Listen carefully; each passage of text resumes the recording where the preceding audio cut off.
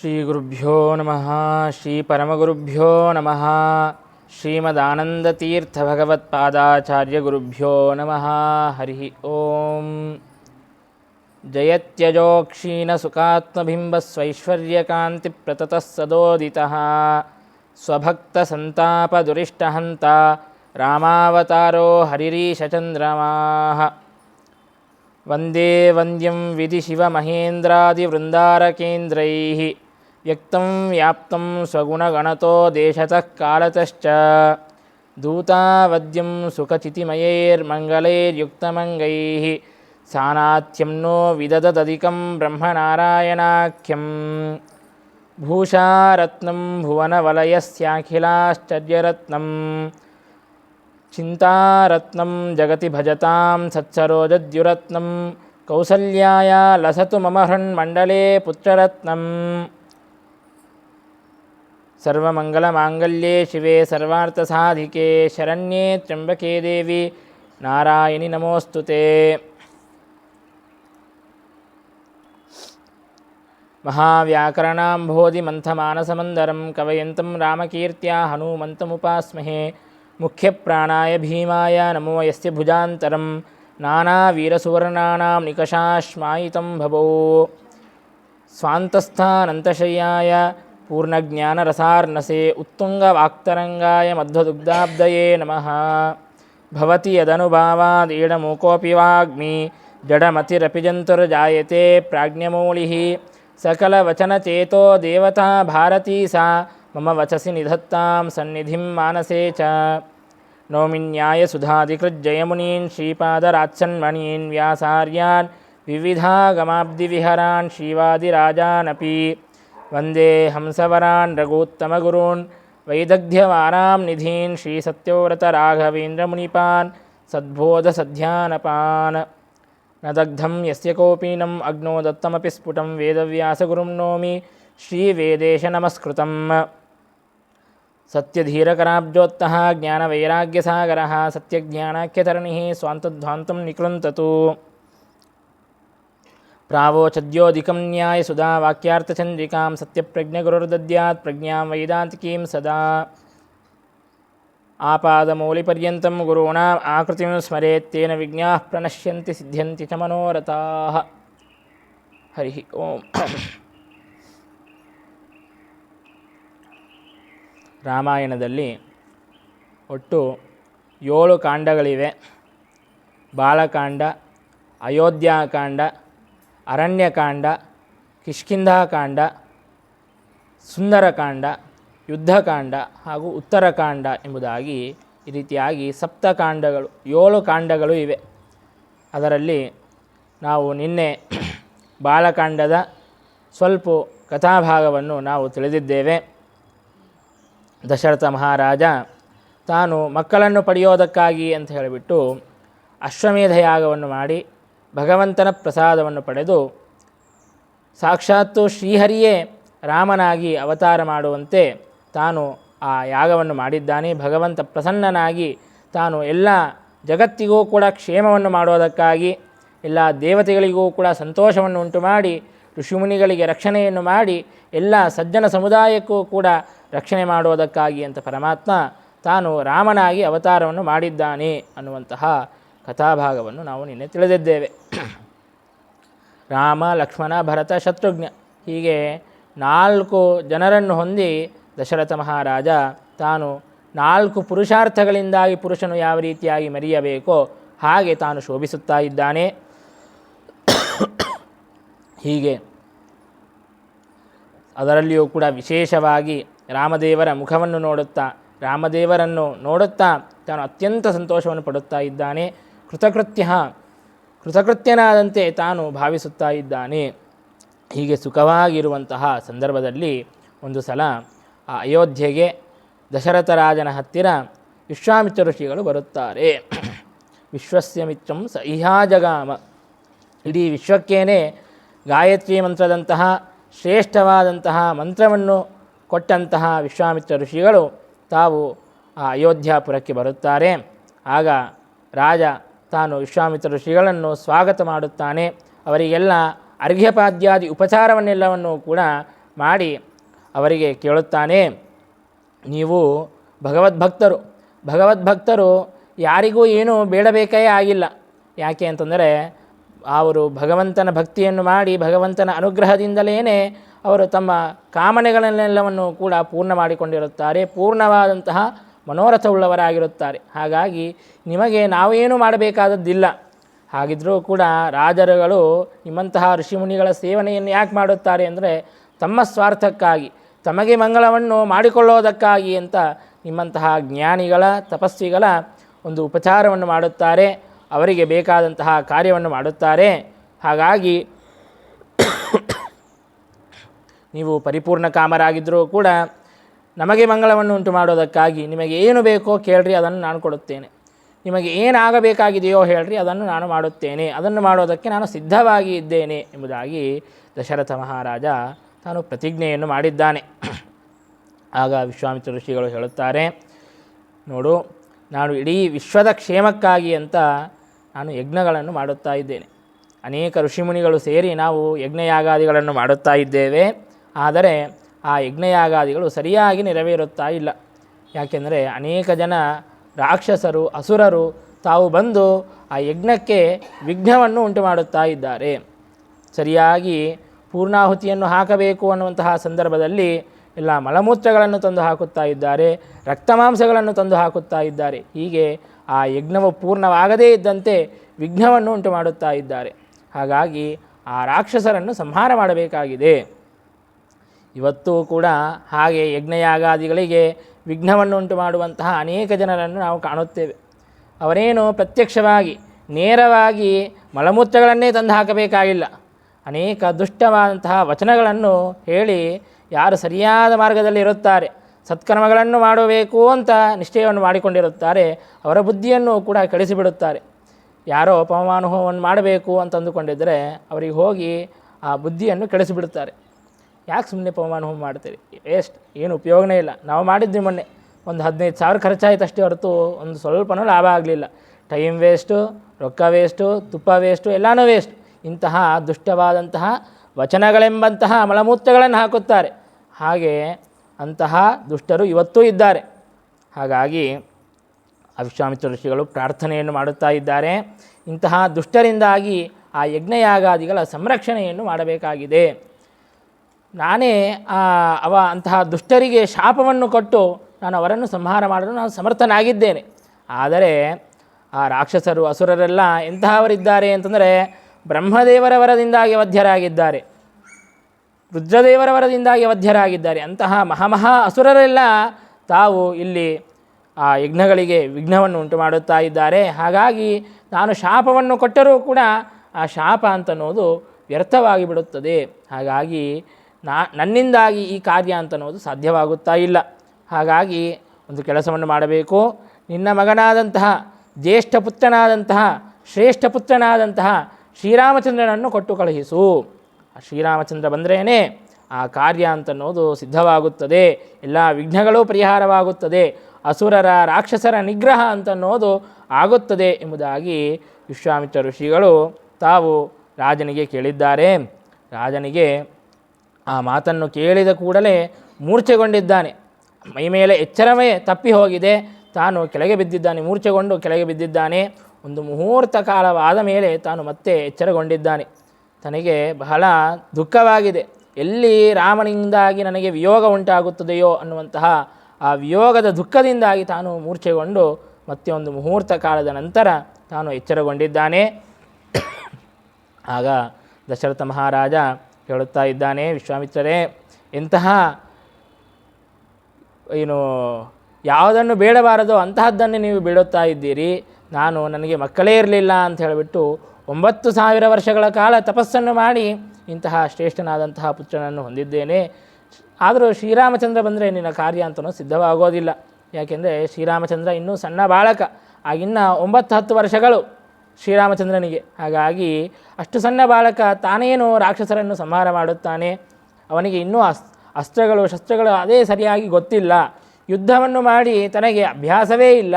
ಹಾಗಾಗಿ ಶ್ರೀರಾಮಚಂದ್ರನನ್ನು ಕರೆದುಕೊಂಡು ಏನು ಮಾಡುತ್ತೀರಿ, ಅವನಿಗೆ ಆ ಯುದ್ಧವನ್ನು ಮಾಡಲಿಕ್ಕೆ ಸಾಧ್ಯವಾಗೋದಿಲ್ಲ. ಅಸುರರ ನಿಗ್ರಹವನ್ನು ಮಾಡಲಿಕ್ಕೆ ಶ್ರೀರಾಮಚಂದ್ರನಿಗೆ ಸಾಧ್ಯವಾಗೋದಿಲ್ಲ. ಹಾಗಾಗಿ ನೀವು ರಾಮನನ್ನು ಕರೆದುಕೊಂಡು ಹೋಗುತ್ತೇನೆ ಅಂತ ಹೇಳಬೇಡ್ರಿ.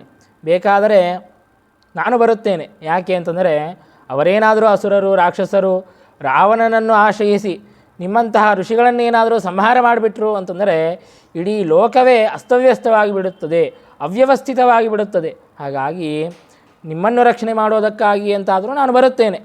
ಯದ್ಯಪಿ ರಾವಣನ ಜೊತೆಗೆ ಯುದ್ಧವಾಡುವಂತಹ ಸಾಮರ್ಥ್ಯ ನನ್ನದಲ್ಲ. ಯಾಕೆಂದರೆ ರಾವಣನ ಹೆಸರು ಕೇಳಿದರೆ ಇಂದ್ರಾದಿ ದೇವತೆಗಳೇ ಭಯಭೀತರಾಗಿ ತಾವು ಪಲಾಯನವನ್ನು ಮಾಡುತ್ತಾರೆ. ಹಾಗಾಗಿ ನನಗೆ ರಾವಣನ ಜೊತೆಗೆ ಯುದ್ಧ ಮಾಡುವಂತಹ ಸಾಮರ್ಥ್ಯ ಇಲ್ಲ. ಹಾಗಿದ್ದರೂ ಕೂಡ ಕ್ಷತ್ರಿಯರು ರಾಜರುಗಳು ಅಂತೇನಿದ್ದಾರೆಯೋ ಅವರು ದೇಹವನ್ನು ಹೊಂದಿದ್ದೇ ಬ್ರಾಹ್ಮಣರ ರಕ್ಷಣೆಯನ್ನು ಮಾಡೋದಕ್ಕಾಗಿ. ಬ್ರಾಹ್ಮಣರ ರಕ್ಷಣೆಯನ್ನು ಮಾಡೋದೇ ಕ್ಷತ್ರಿಯರ ಪ್ರಧಾನವಾದಂತಹ ಕರ್ತವ್ಯ. ಹಾಗಾಗಿ ನನ್ನ ಪ್ರಾಣವನ್ನು ಪಣಕ್ಕಿಟ್ಟಾದರೂ ಚಿಂತೆ ಇಲ್ಲ, ನಾನು ನಿಮ್ಮನ್ನು ರಕ್ಷಣೆ ಮಾಡೋದಕ್ಕಾಗಿ ನಾನು ಯುದ್ಧಕ್ಕೆ ಬರುತ್ತೇನೆ ಎಂಬುದಾಗಿ ದಶರಥ ಮಹಾರಾಜ ತಾನು ಹೇಳುತ್ತಾ ಇದ್ದಾನೆ. ಈ ಮಾತನ್ನು ಕೇಳಿದಂತಹ ವಿಶ್ವಾಮಿತ್ರರಿಗೆ ಬಹಳ ಕೋಪ ಬಂದಿದೆ. ಅತ್ಯಂತ ಕೋಪಕ್ಕೆ ಗುರಿಯಾಗಿದ್ದಾರೆ ವಿಶ್ವಾಮಿತ್ರ ಋಷಿಗಳು. ಯಾಕೆ ಅಂತಂದರೆ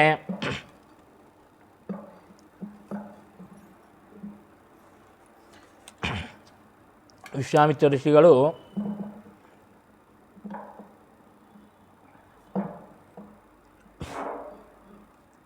ಯಾಕೆಂದರೆ ವಿಶ್ವಾಮಿತ್ರ ಋಷಿಗಳು ಮೊದಲಿಗೇನೆ ಕಾರಣವನ್ನೆಲ್ಲ ತಿಳಿಸಿಕೊಟ್ಟಿದ್ದಾರೆ.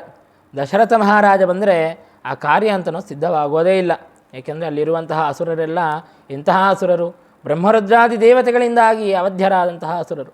ಹಾಗಾಗಿ ದಶರಥ ರಾಜ ಬಂದರೆ ಅದು ಏನೂ ಉಪಯೋಗವೇ ಇಲ್ಲ. ಹಾಗಾಗಿ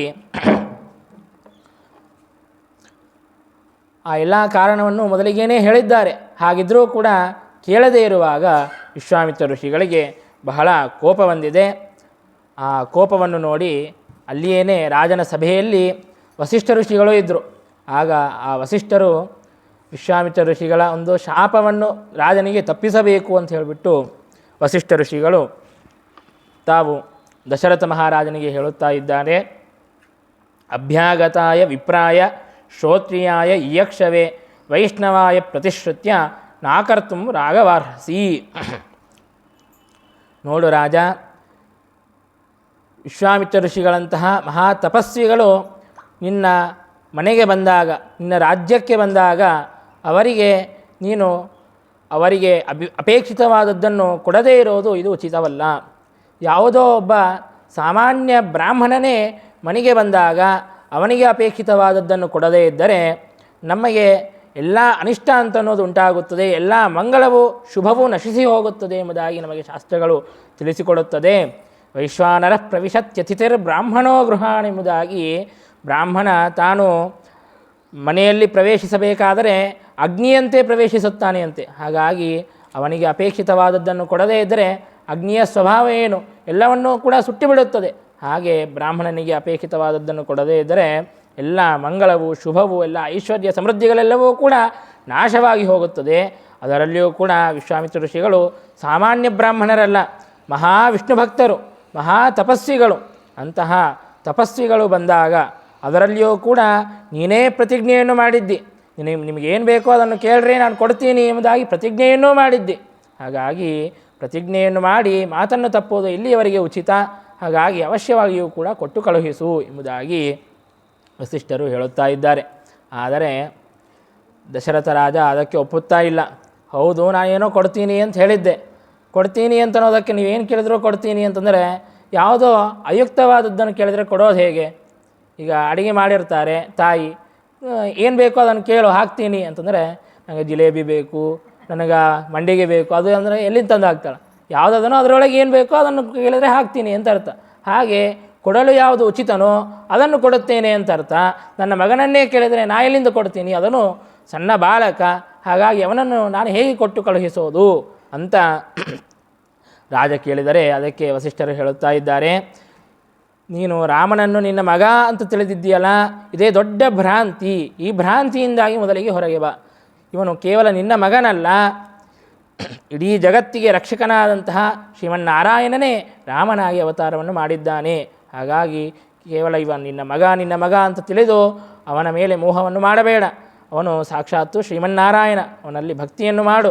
ಹಾಗಾಗಿ ಆ ಶ್ರೀಮನ್ನಾರಾಯಣನೇ ಬ್ರಹ್ಮರುದ್ರಾದಿಗಳಿಗಿಂತಲೂ ಕೂಡ ಉತ್ತಮನಾದಂತಹ ಶ್ರೀಮನ್ನಾರಾಯಣ ರಾಮಚಂದ್ರ ದೇವರು ಹೋದರೇನೇ ಆ ಕಾರ್ಯ ಅಂತ ಅನ್ನೋದು ಸಿದ್ಧವಾಗುತ್ತದೆ. ಬೇರೆ ಯಾರು ಹೋದರೂ ಕೂಡ ಆ ಕಾರ್ಯ ಅಂತ ಅನ್ನೋದು ಸಿದ್ಧವಾಗೋದಿಲ್ಲ.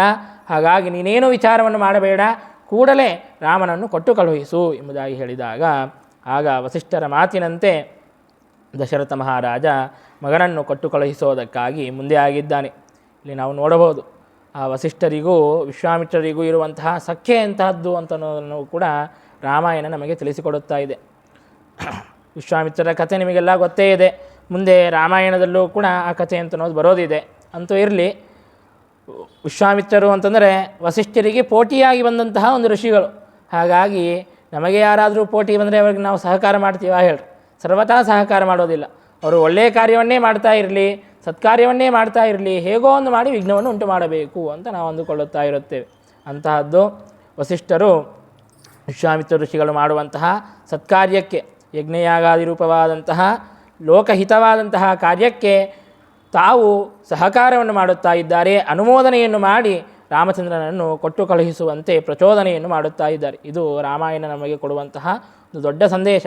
ವ್ಯಕ್ತಿಗತವಾಗಿ ವೈಯಕ್ತಿಕವಾಗಿ ಅನೇಕ ವಿಧವಾದಂತಹ ವಿರೋಧಗಳು ಇರಬಹುದು, ಆದರೆ ನಮ್ಮ ಸಮಾಜಕ್ಕೆ, ನಮ್ಮ ಸಂಘಕ್ಕೆ ಅದು ಹಿತವಾಗಬೇಕು, ಲೋಕಕ್ಕೆ ಹಿತವಾಗಬೇಕು ಅಂತಂದರೆ ನಾವೆಲ್ಲರೂ ಕೂಡ ಒಗ್ಗಟ್ಟಾಗಿ ಇದ್ದು ಒಬ್ಬರಿಗೆ ಒಬ್ಬರು ಸಹಕಾರವನ್ನು ಮಾಡಿಕೊಂಡು ಎಲ್ಲರೂ ಕೂಡ ಸತ್ಕಾರ್ಯಗಳನ್ನು ಮಾಡಿದಾಗ ಆಗ ಲೋಕಕ್ಕೆ ಹಿತವಾಗುತ್ತದೆ. ಇಲ್ಲದೇ ಇದ್ದರೆ ಸರ್ವತಾ ಹಿತವಾಗೋದಿಲ್ಲ ಅನ್ನುವಂತಹ ಒಂದು ಸಂದೇಶವನ್ನು ಕೂಡ ರಾಮಾಯಣ ನಮಗೆ ತಿಳಿಸಿಕೊಡುತ್ತಾ ಇದೆ. ಹಾಗೆ ವಸಿಷ್ಠರ ಒಂದು ಪ್ರೇರಣೆಯಂತೆ ದಶರಥ ಮಹಾರಾಜ ಶ್ರೀರಾಮಚಂದ್ರನನ್ನು ಕಟ್ಟು ಕಳುಹಿಸಿದ್ದಾನೆ. ಶ್ರೀರಾಮಚಂದ್ರನ ಜೊತೆಗೆ ಲಕ್ಷ್ಮಣನೂ ಕೂಡ ತಾನು ಹಿಂದಕ್ಕೆ ಬಂದಿದ್ದಾನೆ. ಹೀಗೆ ರಾಮ ಲಕ್ಷ್ಮಣರು ವಿಶ್ವಾಮಿತ್ರ ಋಷಿಗಳನ್ನು ಹಿಂಬಾಲಿಸಿ ತಾವು ಹೋಗುತ್ತಾ ಇದ್ದಾರೆ. ಹೀಗೆ ವಿಶ್ವಾಮಿತ್ರ ಋಷಿಗಳ ಆಶ್ರಮಕ್ಕೆ ಹೋಗುವಂತಹ ದಾರಿಯಲ್ಲಿ ಒಂದು ಘೋರವಾದಂತಹ ಅರಣ್ಯ ಒಂದು ಬರುತ್ತದೆ, ವನ ಅಂತನ್ನೋದು ಒಂದು ಬರುತ್ತದೆ. ಆಗ ಶ್ರೀರಾಮಚಂದ್ರ ಕೇಳುತ್ತಾನೆ, ಇದು ಏನು ವನ, ಇದು ಯಾರ ವನ ಅಂತ ಕೇಳಿದಾಗ ಅದಕ್ಕೆ ವಿಶ್ವಾಮಿತ್ರ ಋಷಿಗಳು ತಿಳಿಸಿಕೊಡುತ್ತಾರೆ, ಇದು ತಾಟಕ ಅನ್ನುವಂತಹ ಒಬ್ಬ ರಾಕ್ಷಸಿ, ಅಸುರ, ಬಹಳ ದುಷ್ಟಳು, ಅಂತಹ ಅಸುರಳಾದಂತಹ ಸ್ತ್ರೀ ವಾಸ ಮಾಡುವಂತಹ ಈ ವನ. ಆಕೆ ಯಾರು ಅಂತಂದರೆ, ಹಿಂದಕ್ಕೆ ಸುಕೇತು ಎಂಬುದಾಗಿ ಒಬ್ಬ ಯಕ್ಷನೂ ಇದ್ದ. ಆ ಯಕ್ಷನ ಮಗಳೇ ಈ ತಾಟಕಿಯು. ಆ ತಾಟಕಿಯ ಗಂಡ ಯಾರು ಅಂತಂದರೆ ಸುಂದ ಅನ್ನುವಂತಹ ಒಬ್ಬ ಯಕ್ಷ. ಆ ಯಕ್ಷನ ಭಾರ್ಯೆಯೇ ತಾಟಕಿಯು. ಆ ತಾಟಕಿಯ ಮಗನೇ ಮಾರೀಚ. ಆ ತಾಟಕಿಗೂ ಮತ್ತು ಮಾರೀಚನಿಗೂ, ಅವಳ ಮಗನಾದಂತಹ ಮಾರೀಚನಿಗೂ ಇಬ್ಬರಿಗೂ ಕೂಡ ಬ್ರಹ್ಮದೇವರ ವರದಿಂದಾಗಿ ಅವಧ್ಯತ್ವ ಅಂತನ್ನೋದು ಬಂದಿತ್ತು. ಇನ್ನೇನು ಅವಧ್ಯತ್ವ ವರ ಬಂದಿದೆ ಅಂತ ಹೇಳಿಬಿಟ್ಟು ಅವರಿಬ್ಬರೂ ಕೂಡ ಬಹಳ ತೃಪ್ತರಾಗಿ, ಬಹಳ ಗರ್ವದಿಂದಾಗಿ, ಅಹಂಕಾರದಿಂದಾಗಿ ಅಗಸ್ತ್ಯ ಋಷಿಗಳನ್ನು ನುಂಗಿಬಿಡಬೇಕು ಎಂಬುದಾಗಿ ಒಂದು ಸಲ ಪ್ರಯತ್ನವನ್ನು ಮಾಡ್ತಾರೆ. ಆಗ ಅಗಸ್ತ್ಯ ಋಷಿಗಳು ಶಾಪವನ್ನು ಕೊಡುತ್ತಾರೆ, ನೀವು ಹೀಗೆ ಅಸುರ ಸ್ವಭಾವದಿಂದಾಗಿ ಹೀಗೆ ಮಾಡುತ್ತಾ ಇದ್ದೀರಲ್ಲ, ನೀವು ಅಸುರರಾಗ್ರಿ ಎಂಬುದಾಗಿ ಶಾಪವನ್ನು ಕೊಡುತ್ತಾರೆ. ಹಾಗಾಗಿ ತಾಟಕ ಮತ್ತು ಮಾರೀಚ ಅವರಿಬ್ಬರೂ ಕೂಡ ಅಸುರರಾಗಿರುತ್ತಾರೆ. ಆ ತಾಟಕಿಯು ವಾಸವಾಗಿರುವಂತಹ ಈ ವನ ಎಂಬುದಾಗಿ ಶ್ರೀರಾಮಚಂದ್ರನಿಗೆ ವಿಶ್ವಾಮಿತ್ರರು ಹೇಳುತ್ತಾರೆ. ಹೇಳಿ ಅಲ್ಲೊಂದು ಪರ್ವತದಂತೆ ಕಾಣುತ್ತಾ ಇದೆಯಲ್ಲ, ಅದನ್ನು ನೋಡು ಎಂಬುದಾಗಿ ತೋರಿಸುತ್ತಾರೆ. ಅದೇನು ನಿಜವಾದಂತಹ ಪರ್ವತ ಅಂತ ತಿಳಿದೆಯಾ? ಅದು ನಿಜವಾದಂತಹ ಪರ್ವತವಲ್ಲ. ಈ ತಾಟಕೆ ಎನ್ನುವಂತಹ ಅಸುರ ಸ್ತ್ರೀ ಏನಿದ್ದಾಳೆಯೋ ಆಕೆಯು ಗೋಬ್ರಾಹ್ಮಣರ ಹತ್ಯೆಯನ್ನು ಮಾಡಿ ಅವರ ಮಾಂಸವನ್ನು ತಿಂದು ಎಸೆದಂತಹ ಎಲುಬುಗಳೇ ಆ ಪರ್ವತದಷ್ಟು ಎತ್ತರವಾಗಿ ಬೆಳೆದಿದೆ. ಅಷ್ಟು ಗೋಬ್ರಾಹ್ಮಣರ ಹತ್ಯೆಯನ್ನು ಮಾಡಿದ್ದಾಳೆ, ಹಿಂಸೆಯನ್ನು ಮಾಡಿದ್ದಾಳೆ ಅಂತಹ ದುಷ್ಟಳಾದಂತಹ ಸ್ತ್ರೀ ಆ ತಾಟಕ ಎಂಬುದಾಗಿ ವಿಶ್ವಾಮಿತ್ರರು ತಿಳಿಸಿಕೊಡುತ್ತಾರೆ. ಇವತ್ತಿಗೂ ಕೂಡ ಅನೇಕ ಜನರು ಗೋವುಗಳ ಹತ್ಯೆಯನ್ನು ಮಾಡುವಂತಹ ದುಷ್ಟ ಜನರನ್ನು ನಾವು ಕಾಣುತ್ತೇವೆ. ಆ ಅಸುರರೇ ಅವರೆಲ್ಲ. ಬಹಳ ದುಷ್ಟವಾದಂತಹ ಪ್ರವೃತ್ತಿ ಉಳ್ಳಂತಹ ಜನರನ್ನು ಶ್ರೀರಾಮಚಂದ್ರ ತಾನು ತಾಟಕೆಯ ವಧವನ್ನು ಮಾಡಿ ಹೇಗೆ ರಕ್ಷಣೆಯನ್ನು ಮಾಡಿದ ಗೋಬ್ರಾಹ್ಮಣರನ್ನು, ಹಾಗೆ ಶ್ರೀರಾಮಚಂದ್ರನನ್ನೇ ನಾವು ಪ್ರಾರ್ಥನೆಯನ್ನು ಮಾಡಬೇಕು. ಆ ಎಲ್ಲ ದುಷ್ಟರನ್ನು ಕೂಡ ಆ ದುಷ್ಟವಾದಂತಹ ಪ್ರವೃತ್ತಿಯನ್ನು ಬಿಡಿಸಬೇಕು ಅನ್ನುವಂತಹ ಪ್ರಾರ್ಥನೆಯನ್ನು ನಾವು ಶ್ರೀರಾಮಚಂದ್ರನಲ್ಲಿ ಸಲ್ಲಿಸಬೇಕು. ಆಗ ವಿಶ್ವಾಮಿತ್ರ ಋಷಿಗಳು ಶ್ರೀರಾಮಚಂದ್ರನಿಗೆ ಹೇಳುತ್ತಾರೆ, ನೀನು ವಿಚಾರವನ್ನು ಮಾಡಬೇಡ, ಸ್ತ್ರೀವಧವನ್ನು ಹೇಗೆ ಮಾಡಬೇಕು, ಸ್ತ್ರೀ ಸಂಹಾರವನ್ನು ಹೇಗೆ ಮಾಡಬೇಕು ಅಂತ ಹಿಂದೆ ಜರಿಯಬೇಡ. ಯಾಕೆ ಅಂತಂದರೆ ಆಕೆಯು ಮಹಾ ದುಷ್ಟಳು. ಆಕೆಯು ಬದುಕಿ ಇದ್ದರೆ ಎಲ್ಲರಿಗೂ ಕೂಡ, ಇಡೀ ವಿಶ್ವಕ್ಕೇನೆ ಅದು ಅಮಂಗಳವಾಗುತ್ತದೆ, ಎಲ್ಲರಿಗೂ ಕೂಡ ಪೀಡೆಯನ್ನು ಉಂಟು ಮಾಡುತ್ತಾಳೆ, ಹಿಂಸೆಯನ್ನು ಉಂಟು ಮಾಡುತ್ತಾಳೆ. ಹಾಗಾಗಿ ಆಕೆಯ ಸಂಹಾರವನ್ನು ಮಾಡು ಎಂಬುದಾಗಿ ಹೇಳಿದಾಗ ಆಗ ವಿಶ್ವಾಮಿತ್ರ ಋಷಿಗಳ ಆಜ್ಞೆಯಂತೆ ಶ್ರೀರಾಮಚಂದ್ರ ಕೂಡಲೇ ತಾನು ಆ ತಾಟಕೆಯನ್ನು ಸಂಹಾರವನ್ನು ಮಾಡಿದ್ದಾನೆ. ಹೀಗೆ ಭಗವಂತ ಏನು ಗೋವುಗಳ ರಕ್ಷಣೆಯನ್ನು, ಬ್ರಾಹ್ಮಣರ ರಕ್ಷಣೆಯನ್ನು ಮಾಡಿದ್ದಾನೆ. ಹಾಗೆ ಇವತ್ತೂ ಕೂಡ ಸದಾಕಾಲ ಗೋಬ್ರಾಹ್ಮಣರ ರಕ್ಷಣೆಯನ್ನು ಮಾಡುತ್ತಾನೇ ಇರುತ್ತಾನೆ. ಗೋಬ್ರಾಹ್ಮಣ ಹಿತಾಯಚ. ಹಾಗಾಗಿ ಇವತ್ತೂ ಕೂಡ ಏನು ಗೋವುಗಳ ಸಂಹಾರವನ್ನು ಮಾಡುವಂತಹ, ಹಿಂಸೆಯನ್ನು ಮಾಡುವಂತಹ ಅನೇಕ ದುಷ್ಟರು ಇದ್ದಾರೆ, ಅಸುರರಿದ್ದಾರೆ. ಅವರೆಲ್ಲರಿಗೂ ಕೂಡ ಆ ದುಷ್ಟ ಪ್ರವೃತ್ತಿಯನ್ನು ಬಿಡಿಸುವಂತೆ ಆಗಲಿ. ಹಿಂದಕ್ಕೆ ಒಂದು ಸಣ್ಣವರಿದ್ದಾಗ ಕಥೆಯನ್ನು ಕೇಳುತ್ತಾ ಇದ್ದೆ, ಬಂಗಾರದ ಮೊಟ್ಟೆಯ ಕಥೆ ಅಂತ. ಅಂದರೆ ಒಬ್ಬ ಪುರುಷನಿದ್ದ, ತಾನೇನು ವ್ಯಾಪಾರ ಮಾಡೋದು ಅಂದರೆ ಮೊಟ್ಟೆಗಳ ವ್ಯಾಪಾರವನ್ನು ಮಾಡೋದು. ಮೊಟ್ಟೆಗಳ ವ್ಯಾಪಾರವನ್ನು ಮಾಡಬೇಕು ಅಂದರೆ ಅನೇಕ ಕೋಳಿಗಳನ್ನು ತಂದುಕೊಂಡಿದ್ದ. ಅದರಲ್ಲಿ ಒಂದು ಕೋಳಿ ಅದು ಬಂಗಾರದ ಮೊಟ್ಟೆಯನ್ನು ಕೊಡುತ್ತಾ ಇತ್ತು. ಅದನ್ನು ನೋಡಿ ತನಗೆ ಬಹಳ ಆಶ್ಚರ್ಯ ಆಯಿತು. ಏನೋ ಒಂದು ಸಲ ಬೈ ಮಿಸ್ಟೇಕ್ ಬಂದಿದೆ ಅಂತ ಅಂದುಕೊಂಡ. ಪ್ರತಿದಿನವೂ ಒಂದು ಬಂಗಾರದ ಮೊಟ್ಟೆಯನ್ನು ಕೊಡುತ್ತಾ ಇತ್ತು. ಇದನ್ನು ಕಂಡು ನನಗೆ ಬಹಳ ಸಂತೋಷವಾಯಿತು. ಹೀಗೆ ಅದು ಪ್ರತಿದಿನವೂ ಬಂಗಾರದ ಮೊಟ್ಟೆ ಕೊಟ್ಟಿತ್ತು ಅಂತಂದರೆ ಇನ್ನೇನು ಕೆಲವೇ ದಿನಗಳಲ್ಲಿ ನಾನು ಮಹಾ ಹಣವಂತನಾಗಿಬಿಡ್ತೀನಿ, ಅಂಬಾಣಿ ಆಗಿಬಿಡ್ತೀನಿ ಅನ್ನುವಷ್ಟು ತನಗೆ ಮಹಾ ಸಂತೋಷ ಅಂತ ಅನ್ನೋದುಂಟಾಗಿದೆ. ಆದರೆ ತನಗೆ ತಾಳ್ಮೆ ಇಲ್ಲ, ಸಹನೆ ಇಲ್ಲ. ಒಂದು ಕೆಲಸ ಮಾಡೋಣ, ಅದರ ಹೊಟ್ಟೆಯನ್ನು ಕೊಯ್ದು ಬಿಟ್ಟು ಎಷ್ಟು ಮೊಟ್ಟೆಗಳಿವೆಯೋ ಅದನ್ನೆಲ್ಲ ಒಂದೇ ಸಲ ತೊಗೊಂಡು ಬಿಡೋಣ, ಒಂದೇ ಸಲಕ್ಕೆ ನಾನು ಹಣವಂತನಾಗಿಬಿಡ್ತೀನಿ ಅಂತ ಹೇಳಿಬಿಟ್ಟು ಹೀಗೆ ಕಥೆಯನ್ನು ಕೇಳ್ತಾ ಇದ್ದೆ. ಆ ಕಥೆ ಆಗೇನೋ ಅರ್ಥವಾಗ್ತಿರ್ಲಿಲ್ಲ. ಈಗ ಅದರ ಅರ್ಥವನ್ನು ನಾವು ಮಾಡಿಕೊಳ್ಳಬಹುದು. ಗೋವಿನಿಂದಾಗಿ ಸಿಗದೇ ಇರುವಂತಹ ಪದಾರ್ಥವೇ ಇಲ್ಲ ಅಂತಂದರೆ ಅದೇನೋ ಆಶ್ಚರ್ಯವಲ್ಲ. ಎಲ್ಲ ಪದಾರ್ಥಗಳು ಕೂಡ ಗೋವಿನಿಂದಾಗಿ ನಮಗೆ ಸಿಗುತ್ತದೆ. ಹಾಲು ಸಿಗುತ್ತದೆ, ಮೊಸರು ಬರುತ್ತದೆ, ಆ ಮೊಸರಿನಿಂದಾಗಿ ನಮಗೆ ಬೆಣ್ಣೆ ಬರುತ್ತದೆ, ತುಪ್ಪ ಬರುತ್ತದೆ. ಆ ತುಪ್ಪದಿಂದಾಗಿ ನಾವು ಯಜ್ಞಯಾಗಾದಿ ಕರ್ಮಗಳನ್ನು ಮಾಡಿದರೆ ವೃಷ್ಟಿಯಾಗುತ್ತದೆ. ಸುವೃಷ್ಟಿಯಾದರೆ ಆಗ ಧಾನ್ಯಗಳು ಬರುತ್ತವೆ. ಎಲ್ಲರೂ ಕೂಡ ಸುಖದಿಂದಾಗಿ ಸಂತೋಷದಿಂದಾಗಿ ಇರಬಹುದು. ಹೀಗೆ ಸಮಸ್ತ ಪದಾರ್ಥಗಳು ಕೂಡ ಗೋವಿನಿಂದ ಬಂದರೂ ಕೂಡ ಅಂತಹ ತಾಯಿಯಂತೆ ಇರುವಂತಹ, ತಾಯಿಯ ಸ್ಥಾನದಲ್ಲಿರುವಂತಹ ಗೋವಿನ ಹತ್ಯೆಯನ್ನು ಮಾಡುತ್ತಾರೆ ಅಂತಂದರೆ ಅಂತಹ ದುಷ್ಟರು, ಮೂರ್ಖರು ಯಾರಿರುತ್ತಾರೆ ಹೇಳ್ರಿ. ಹಾಗಾಗಿ ಅಂತಹ ದುಷ್ಟರ ನಿಗ್ರಹವನ್ನು ಪರಮಾತ್ಮ ಅವತ್ತು ಹೇಗೆ ಮಾಡಿದ ಹಾಗೆ ಇವತ್ತೂ ಕೂಡ ಅನೇಕ ಸಂಘಗಳು ಗೋವಿನ ರಕ್ಷಣೆಯನ್ನು ಮಾಡೋದಕ್ಕಾಗಿ ಅಂತ ಇವೆ. ಹಾಗಿದ್ದರೂ ಕೂಡ ಇನ್ನೂ ವಿಶೇಷವಾಗಿ ಅವರಿಗೆ ಪ್ರಚೋದನೆಯನ್ನು ಮಾಡಿ ಆ ಗೋವುಗಳ ಸಂರಕ್ಷಣೆಯಾಗುವಂತೆ ಪರಮಾತ್ಮ ತಾನು ಅನುಗ್ರಹವನ್ನು ಮಾಡಬೇಕು ಅನ್ನುವಂತಹ ಪ್ರಾರ್ಥನೆಯನ್ನು ಮಾಡಬೇಕಾಗಿದೆ. ಕೇವಲ ಪ್ರಾರ್ಥನೆ ಮಾಡಿದರೆ ಸರಿ ಹೋಗೋದಿಲ್ಲ. ಎಲ್ಲರೂ ಕೂಡ ಗೋವುಗಳ ಸಂರಕ್ಷಣೆಯನ್ನು ಮಾಡೋದಕ್ಕೆ ಮುಂದಾಗಬೇಕು. ಯಾರಿಗೆ ಸ್ವಂತ ಮನೆ ಇದೆ, ತಮ್ಮ ಮನೆ ಇದೆ, ಅವರು ತಮ್ಮ ಮನೆಯಲ್ಲೇನೇ ಒಂದು ಗೋವನ್ನು 2 ಗೋವನ್ನು ಸಾಕಬೇಕು. ಅದು ಸಾಧ್ಯವಾಗಲಿಲ್ಲ ಅಂದರೆ ಒಂದು 10 ಜನ 20 ಜನ ಒಂದು ಸಂಘವನ್ನು ಮಾಡಿಕೊಂಡು, ಗುಂಪನ್ನು ಮಾಡಿಕೊಂಡು ಗೋಶಾಲೆಯನ್ನು ಮಾಡಿ ಆದರೂ ಗೋವುಗಳ ಸಂರಕ್ಷಣೆಯನ್ನು ಮಾಡಬೇಕು ಅನ್ನುವಂತಹ ವಿಷಯವನ್ನು ನಾವಿಲ್ಲಿ ತಿಳಿಯಬೇಕಾಗಿದೆ. ಇವತ್ತು ಅನೇಕ ಜನ ತಮ್ಮ ಮನೆಗಳಲ್ಲಿ ನಾಯಿಯನ್ನು ಸಾಕುತ್ತಾರೆ. ಇವತ್ತೆಲ್ಲಾದರೂ ಕಾರ್ಯಕ್ರಮಕ್ಕೆ ಹೋಗಬೇಕು ಅಂದರೆ ಬಹಳ ಹೆದರಿಕೆ ಆಗುತ್ತದೆ. ಮೊದಲಿಗೆ ಅವರು ಕೇಳ್ಕೋಬೇಕು, ನಿಮ್ಮ ಮನೆಯಲ್ಲಿ ನಾಯಿ ಅದನಾ ಇಲ್ಲನಾ ಕೇಳ್ಕೊಂಡು ಹೋಗಬೇಕಾಗುತ್ತದೆ. ಇಲ್ಲ ನಾವು ಒಂದೇ ಸಲ ಹೋದ್ವಿ ಅಂತಂದರೆ ನಮಗೆ ಸ್ವಾಗತ ಮಾಡೋದಕ್ಕೆ ಹಿಂಗೆ ನಾಯಿ ಬಂದುಬಿಡುತ್ತದೆ. ಹಾಗಾಗಿ ಇನ್ನು ಮುಂದೆ ಇಂತಹ ಪರಿಸ್ಥಿತಿಯು ಬರಬಹುದು. ಈಗೆಲ್ಲ ಸಂಕಲ್ಪವನ್ನು ಮಾಡಿಸ್ಬೇಕು ಅಂತಂದರೆ ಗಂಡ ಹೆಂಡತಿ ಮಕ್ಕಳು ಅವ್ರ ಹೆಸರು ಹತ್ರ ಹೇಳ್ತಾರೆ. ಇನ್ನು ಮುಂದೆ ಮಕ್ಕಳು ಯಾರೂ ಇಲ್ಲೇ ಇಲ್ಲ. ಗಂಡ ಹೆಂಡತಿ ಶುನಕಸ್ಯ ಸೋಸೋ ನಾಮಧೇಯಸ್ಯ ಅಂತ ಅವೆಲ್ಲ ಹೇಳಿದರು ಅಂತಂದರೆ ನಾವೆಲ್ಲಿಂದ ಮಾಡಿಸೋದು. ಹಾಗೆ ಆಗುವಂತಹ ಪರಿಸ್ಥಿತಿ ಬೇಡ. ಅಂತಹ ಅಶುಚಿಯಾದಂತಹ, ಅಶುದ್ಧವಾದಂತಹ, ಅಪವಿತ್ರವಾದಂತಹ ನಾಯಿಯನ್ನು ಮನೆಯಲ್ಲಿ ಸಾಕುವುದು ಬೇಡ. ಅವಶ್ಯವಾಗಿ ಅದಕ್ಕೆ ಆಹಾರವನ್ನು ಕೊಡಲಿ, ಬೀದಿಯಲ್ಲಿ ಬೇಕಾದಷ್ಟು ಓಡಾಡಲಿ, ಅದನ್ನು ತಲೆಯ ಮೇಲೆ ತಂದು ಕೂಡಿಸ್ಕೋಬೇಕಾದಂತಹ ಅವಶ್ಯಕತೆ ಇಲ್ಲ. ಹಾಗೇನಾದರೂ ಪೆಟ್ಟನ್ನು ಬೆಳೆಸ್ಕೋಬೇಕು, ಪೆಟ್ಟನಿಮಲನ್ನು ಬೆಳೆಸ್ಕೋಬೇಕಾಗಿತ್ತು ಅಂತ ಅಪೇಕ್ಷೆ ಇದ್ದರೆ ಗೋವುಗಳನ್ನು ಸಾಕಬೇಕು ಅನ್ನುವಂತಹ ಒಂದು ವಿಷಯವನ್ನು ನಾವು ಇಲ್ಲಿ ತಿಳಿಯಬಹುದಾಗಿದೆ. ಹಾಗೆ ಆ ಗೋವುಗಳ ಬ್ರಾಹ್ಮಣರ ಸಂರಕ್ಷಣೆಯನ್ನು ಮಾಡೋದಕ್ಕಾಗಿ ಅಂತ ಪರಮಾತ್ಮ ಆ ತಾಟಕೆಯನ್ನು ಸಂಹಾರ ಮಾಡಿದ್ದಾನೆ. ವಿಶ್ವಾಮಿತ್ರ ಋಷಿಗಳು ತಾವು ರಾಮಚಂದ್ರನಿಗೆ ಹಾಗೂ ಲಕ್ಷ್ಮಣನಿಗೆ ಅನೇಕ ಅಸ್ತ್ರಗಳನ್ನು ಉಪದೇಶ ಮಾಡುತ್ತಾರೆ. ಬಲ, ಅತಿಬಲ ಮೊದಲಾದಂತಹ ಅನೇಕ ಅಸ್ತ್ರಗಳನ್ನು ಉಪದೇಶವನ್ನು ಮಾಡುತ್ತಾರೆ.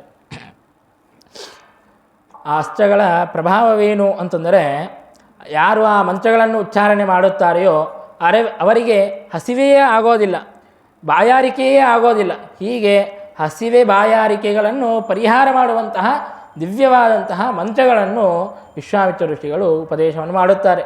ಯಾಕೆ ಅಂತಂದರೆ ಮುಂದೆ ಯಜ್ಞಯಾಗಾದಿಗಳ ಸಂರಕ್ಷಣೆಯನ್ನು ಮಾಡಬೇಕಾಗಿದೆ. ಆ ಅಸುರರು ಯಾವಾಗ ಬಂದು ಅಟ್ಯಾಕ್ ಮಾಡ್ತಾರೋ ಗೊತ್ತಿಲ್ಲ. ಹಾಗಾಗಿ ಒಂದು ಕ್ಷಣವೂ ಹಸಿವೆ ಬಾಯಾರಿಕೆ ಎಲ್ಲವನ್ನೂ ತೊರೆದು ಒಂದು ಕ್ಷಣವೂ ಕಣ್ಣುರೆಪ್ಪಿಯೂ ಬಡಿಯದೇ ಇದ್ದಂತೆ ಸದಾಕಾಲ ಯಜ್ಞವನ್ನು ರಕ್ಷಣೆಯನ್ನು ಮಾಡಬೇಕು.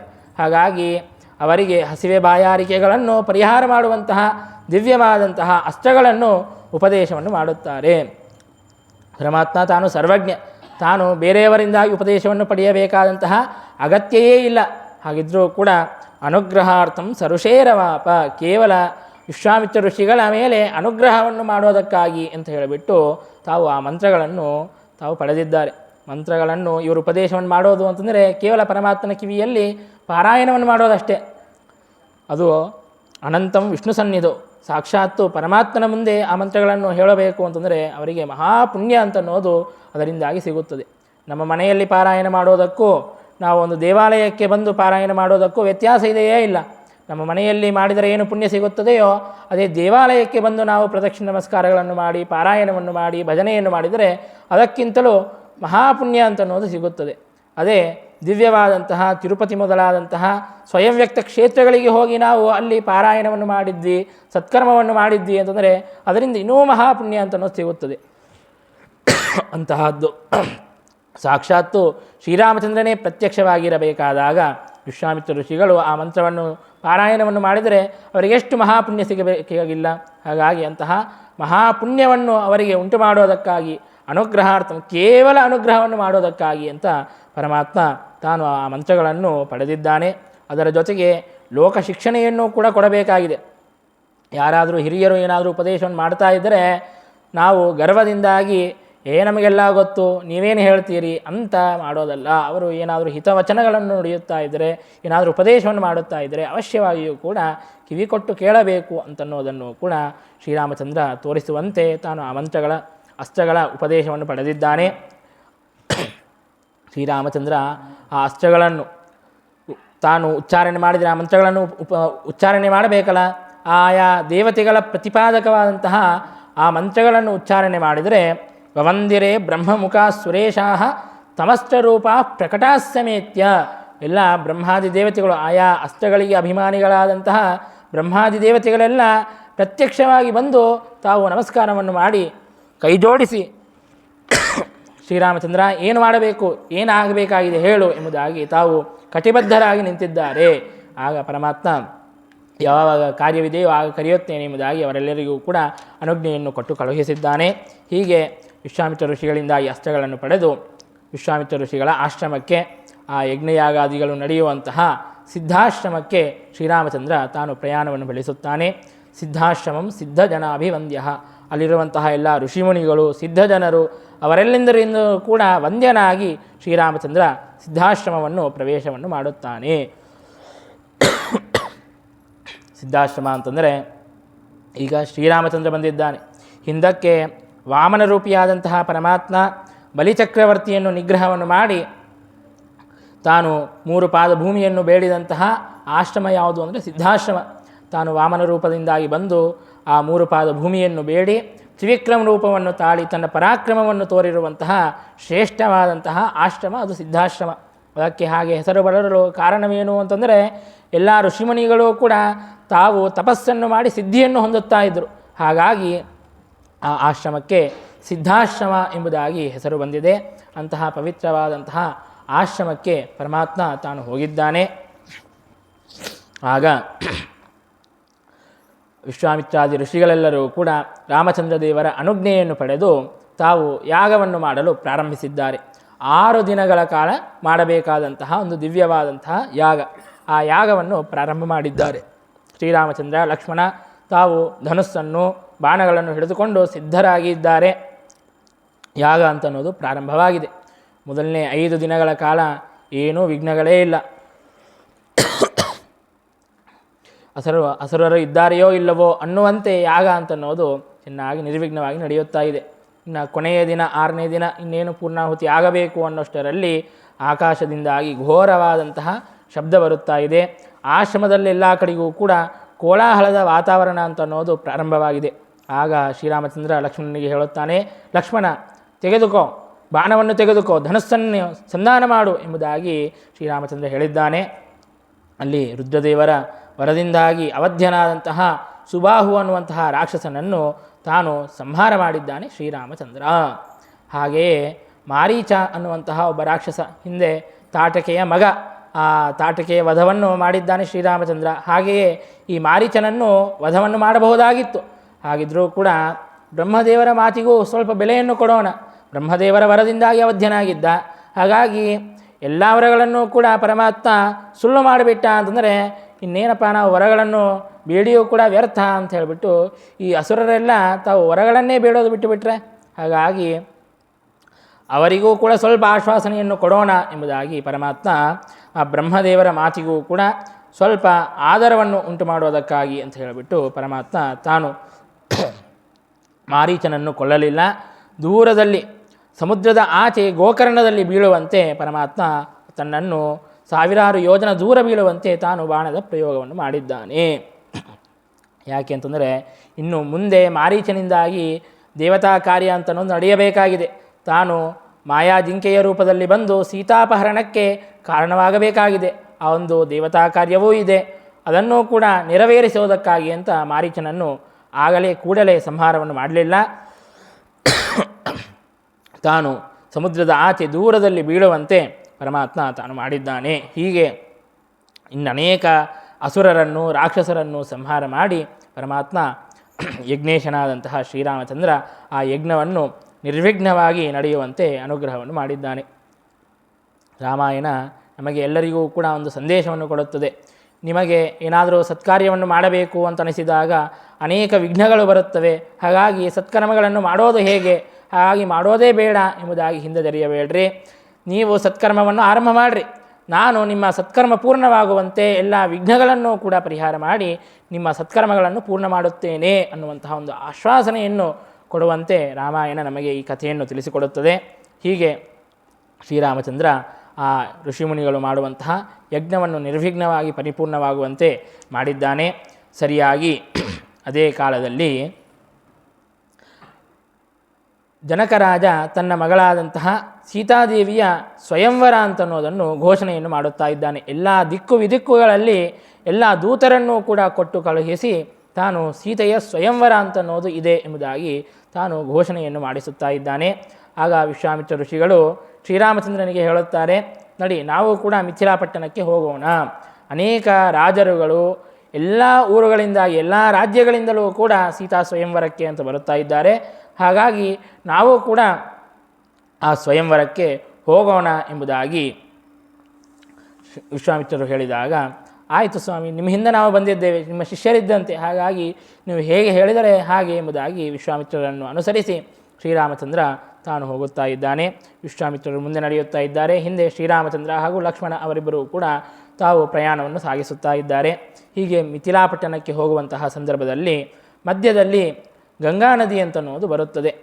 ಆಗ ಆ ಗಂಗಾ ನದಿಯ ಉತ್ಪತ್ತಿ ಅಂತನ್ನೋದು ಹೇಗೆ ಆಯಿತು, ಆ ಗಂಗಾ ನದಿಯ ಮಹತ್ವವೇನು ಅಂತನ್ನೋದನ್ನು ತಿಳಿಸಬೇಕು ಎಂಬುದಾಗಿ ಶ್ರೀರಾಮಚಂದ್ರ ತಾನು ವಿಶ್ವಾಮಿತ್ರ ಋಷಿಗಳಿಗೆ ಪ್ರಾರ್ಥನೆಯನ್ನು ಮಾಡುತ್ತಾ ಇದ್ದಾನೆ. ಗಂಗೆ ಬಂದದ್ದೇ ಶ್ರೀರಾಮಚಂದ್ರನ ಪಾದಗಳಿಂದಾಗಿ.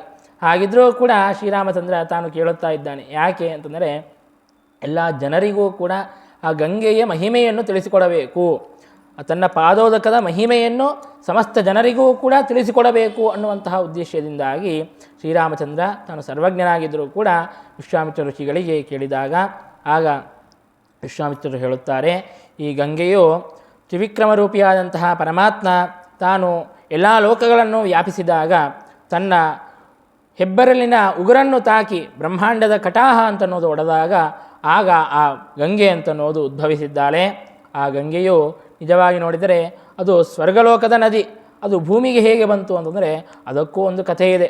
ಅದಕ್ಕೆ ನಿಮ್ಮ ಸೂರ್ಯವಂಶದಲ್ಲೇ ಬಂದಿರುವಂತಹ ನಿಮ್ಮ ಪೂರ್ವಜರೇ ಆ ಗಂಗೆಯು ಭೂಮಿಗೆ ಬರುವಂತೆ ಮಾಡಿದ್ದಾರೆ ಅನ್ನುವಂತಹ ಕಥೆಯನ್ನು ವಿಶ್ವಾಮಿತ್ರರು ತಿಳಿಸಿಕೊಡುತ್ತಾರೆ.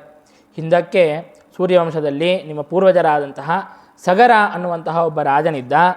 ತಾನು ತನಗೆ ಒಬ್ಬ ಮಗನು ಹುಟ್ಟುತ್ತಾನೆ. ಅಸಮಂಜಸ ಎಂಬುದಾಗಿ ಒಬ್ಬ ಮಗ, ಇಬ್ಬರು ಹೆಣ್ಣಂದರು, ಒಬ್ಬರಲ್ಲಿ ಅಸಮಂಜಸ ಅನ್ನುವಂತಹ ಒಬ್ಬ ಮಗನು ಹುಟ್ಟುತ್ತಾನೆ. ಇನ್ನೊಬ್ಬಳಲ್ಲಿ 60,000 ಜನ ಮಕ್ಕಳು ಹುಟ್ಟುತ್ತಾರೆ. ಆ ಅಸಮಂಜಸ ಅನ್ನುವಂತಹ ಮಗ ತನಗೆ ರಾಜ್ಯವನ್ನು ಆಳಬೇಕು, ಭೋಗವನ್ನು ಮಾಡಬೇಕು ಅನ್ನುವಂತಹ ಅಪೇಕ್ಷೆ ಯಾವುದೂ ಕೂಡ ಇರೋದಿಲ್ಲ. ತಾನು ಅತ್ಯಂತ ವಿರಕ್ತನಾಗಿರುತ್ತಾನೆ. ಹಾಗಾಗಿ ಈ ರಾಜ್ಯವನ್ನು ಬಿಟ್ಟು ಹೋಗುತ್ತೇನೆ ಅಂತಂದರೆ ಅದು ತಾವು ಕಳಿಸಿಕೊಡೋದಿಲ್ಲ. ಹಾಗಾಗಿ ನಾನು ಕೇಳಿರಬಾರ್ದು, ಅವರೇ ನನ್ನನ್ನು ಹೊರಗೆ ಹಾಕಿರಬೇಕು, ಹಾಗೆ ಮಾಡಬೇಕು ಅಂತ ಹೇಳಿಬಿಟ್ಟು ಆ ಸಮಂಜಸ ಏನು ಮಾಡ್ತಾ ಇದ್ದ ಅಂತಂದರೆ ಆ ಪುರದಲ್ಲಿರುವಂತಹ ಎಲ್ಲ ಸಣ್ಣ ಮಕ್ಕಳನ್ನೆಲ್ಲರನ್ನೂ ಕೂಡ ಕರೆದುಕೊಂಡು ಹೋಗಿ ನದಿಯಲ್ಲಿ ಹಾಕಿ ಸಂಹಾರವನ್ನು ಮಾಡಿಬಿಡುತ್ತಾ ಇದ್ದ. ಹೀಗೆ ನೋಡಿ ಅವನ ದುಷ್ಟ ಪ್ರವೃತ್ತಿಯನ್ನು ನೋಡಿ ಆ ಸಮಂಜಸನ ತಂದೆ ಸಗರ ರಾಜ, ನೀನು ಈ ರಾಜ್ಯದಲ್ಲಿ ಇರೋದು ಬೇಡ, ಈ ಪುರದಲ್ಲಿ ಇರೋದು ಬೇಡ ಎಂಬುದಾಗಿ ತನ್ನನ್ನು ಹೊರಗೆ ಹಾಕಿದ್ದಾನೆ. ಅಷ್ಟರಲ್ಲಿಯೇ ಅಸಮಂಜಸನಿಗೆ ಒಬ್ಬ ಮಗನೂ ಹುಟ್ಟಿದ್ದ, ಅಂಶುಮಾನ್ ಅನ್ನುವಂತಹ ಒಬ್ಬ ಮಗನೂ ಹುಟ್ಟಿದ್ದ. ಅಂತೂ ಅಸಮಂಜಸನನ್ನು ಆ ಸಗರ ರಾಜ ರಾಜ್ಯದಿಂದಾಗಿ ಹೊರಗೆ ಹಾಕಿದ್ದಾನೆ. ಹೀಗೆ ಹೊರಗೆ ಹಾಕಿದ ಮೇಲೆ ಕೆಲವು ವರ್ಷಗಳಾದ ಮೇಲೆ ತಾನು 100 ಅಶ್ವಮೇಧ ಯಾಗಗಳನ್ನು ಮಾಡಬೇಕು ಎಂಬುದಾಗಿ ತಾನು ಯಾಗಗಳನ್ನು ಪ್ರಾರಂಭ ಮಾಡಿದ್ದಾನೆ. ಶತಕ್ರತು ಎಂಬುದಾಗಿ ಇಂದ್ರನಿಗೆ ಹೆಸರು. ಹಾಗೆ ನಾನು ಕೂಡ 100 ಯಾಗಗಳನ್ನು ಮಾಡಿ ಶತಕ್ರತು ಆಗಬೇಕು ಎಂಬುದಾಗಿ ಇಚ್ಛೆಯಿಂದಾಗಿ ತಾನು ಯಾಗಗಳನ್ನು ಮಾಡುತ್ತಾ ಇದ್ದಾನೆ. 99 ಯಾಗಗಳು ಆಗಿವೆ. ಇನ್ನು 100ನೇ ಅಶ್ವಮೇಧ ಯಾಗವನ್ನು ಮಾಡಬೇಕು. ಅಶ್ವಮೇಧ ಯಾಗವನ್ನು ಮಾಡಬೇಕು ಅಂತಂದರೆ ಅದು ದೀರ್ಘವಾದಂತಹ ಪ್ರಾಸೆಸ್ ಇದೆ. ಏನೋ ಒಂದಿನ ಕೂತ್ವಿ, ಒಂದು 4 ಇಟ್ಟಂಗಿ ಇಟ್ವಿ ಮಾಡಿದ್ವಿ ಅಂದರೆ ನಡೆಯೋದಿಲ್ಲ.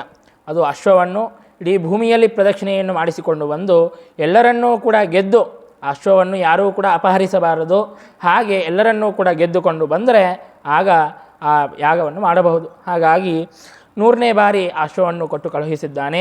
ಹಾಗೆ ಆ ಭೂಮಿಯ ಪ್ರದಕ್ಷಿಣೆಯನ್ನು ಮಾಡಿಸಬೇಕಾದಾಗ ಸಮುದ್ರದ ತೀರದಲ್ಲಿ ಇಂದ್ರನು ಅದೃಶ್ಯವಾಗಿ ಬಂದು ಅಶ್ವವನ್ನು ಅಪಹಾರ ಮಾಡಿಕೊಂಡು ಹೋಗಿದ್ದಾನೆ. ಆಗ ಸಗರ ರಾಜ ತನ್ನ ಏನು 60,000 ಜನ ಮಕ್ಕಳಿದ್ದರೋ ಅವರೆಲ್ಲರಿಗೂ ಕೂಡ ಸಗರನ ಮಕ್ಕಳು, ಸಗರಸ್ಯ ಅಪತ್ಯಾನಿ ಪುಮಾಂಸ, ಹಾಗಾಗಿ ಅವರೆಲ್ಲರಿಗೂ ಕೂಡ ಸಾಗರರು ಎಂಬುದಾಗಿ ಹೆಸರು.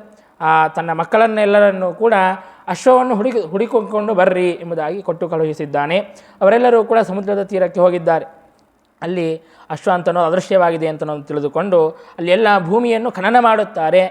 ಆ ಭೂಮಿಯನ್ನು ಖನನ ಮಾಡಿದಾಗ 60,000 ಜನ ಒಂದೇ ಸಲ ಭೂಮಿಯನ್ನು ಖನನ ಮಾಡಿದರೆ ಆಗ ಆ ಸಮುದ್ರ ಅಂತನ್ನೋದು ಕೂಡ ಅದರ ಏನು ತೀರವಿತ್ತೋ ಅದು ಕೂಡ ವಿಸ್ತಾರವಾಯಿತು.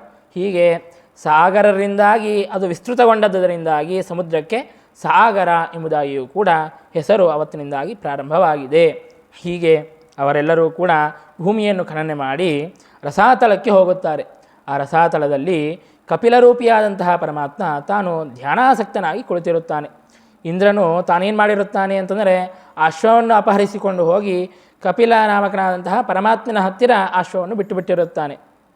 ಇವರೆಲ್ಲ ಸಗರರಾಜನ ಮಕ್ಕಳೆಲ್ಲ ನೋಡುತ್ತಾರೆ, ಪ್ರಾಯ ಈ ಕಪಿಲ ಮುನಿಯೇ ತಾನು ಈ ಅಶ್ವವನ್ನು ಅಪಹಾರ ಮಾಡಿಕೊಂಡು ಹೋಗಿರ್ಬೋದು, ಈಗೇನೋ ನಾಟಕ ಮಾಡುತ್ತಾ ಧ್ಯಾನಾಸಕ್ತನಾದಂತೆ ಕೂತಿದ್ದಾನೆ ಎಂಬುದಾಗಿ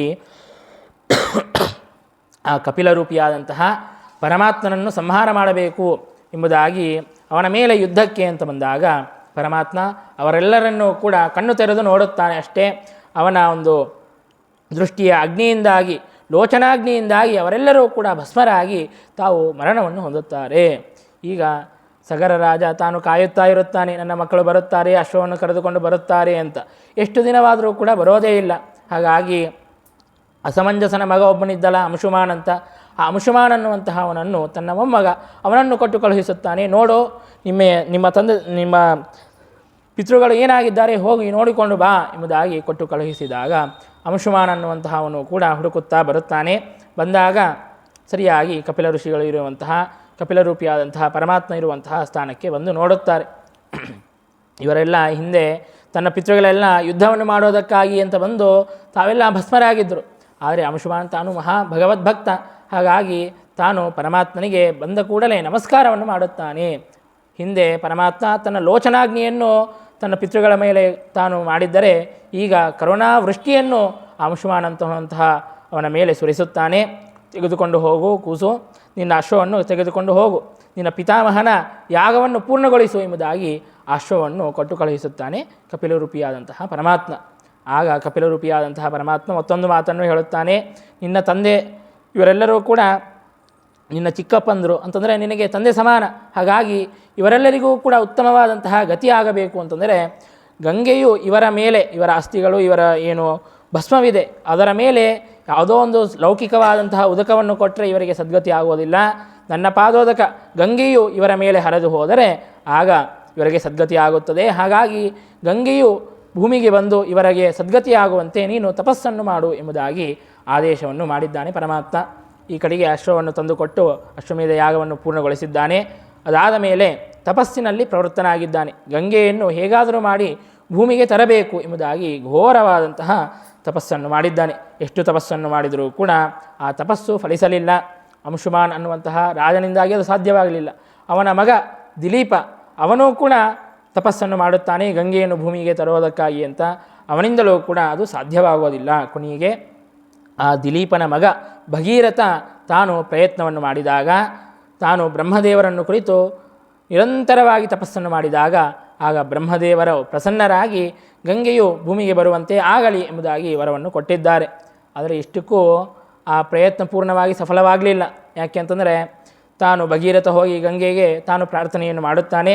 ಬ್ರಹ್ಮದೇವರು ಆದೇಶವನ್ನು ಮಾಡಿದ್ದಾರೆ, ನೀನು ಭೂಮಿಗೆ ಬರಬೇಕು ಎಂಬುದಾಗಿ ಪ್ರಾರ್ಥನೆಯನ್ನು ಮಾಡಿದರೆ ಆಗ ಗಂಗೆಯು ಹೇಳುತ್ತಾಳೆ, ಅವಶ್ಯವಾಗಿ ಬರುತ್ತೇನೆ, ಆದರೆ ನನ್ನ ಏನು ಈ ವೇಗವಿದೆ, ಈ ಫೋರ್ಸ್ ಏನಿದೆ, ಇದನ್ನು ತಡೆಯೋದಕ್ಕೆ ಭೂಮಿಗೆ ಸಾಧ್ಯವಾಗೋದಿಲ್ಲ.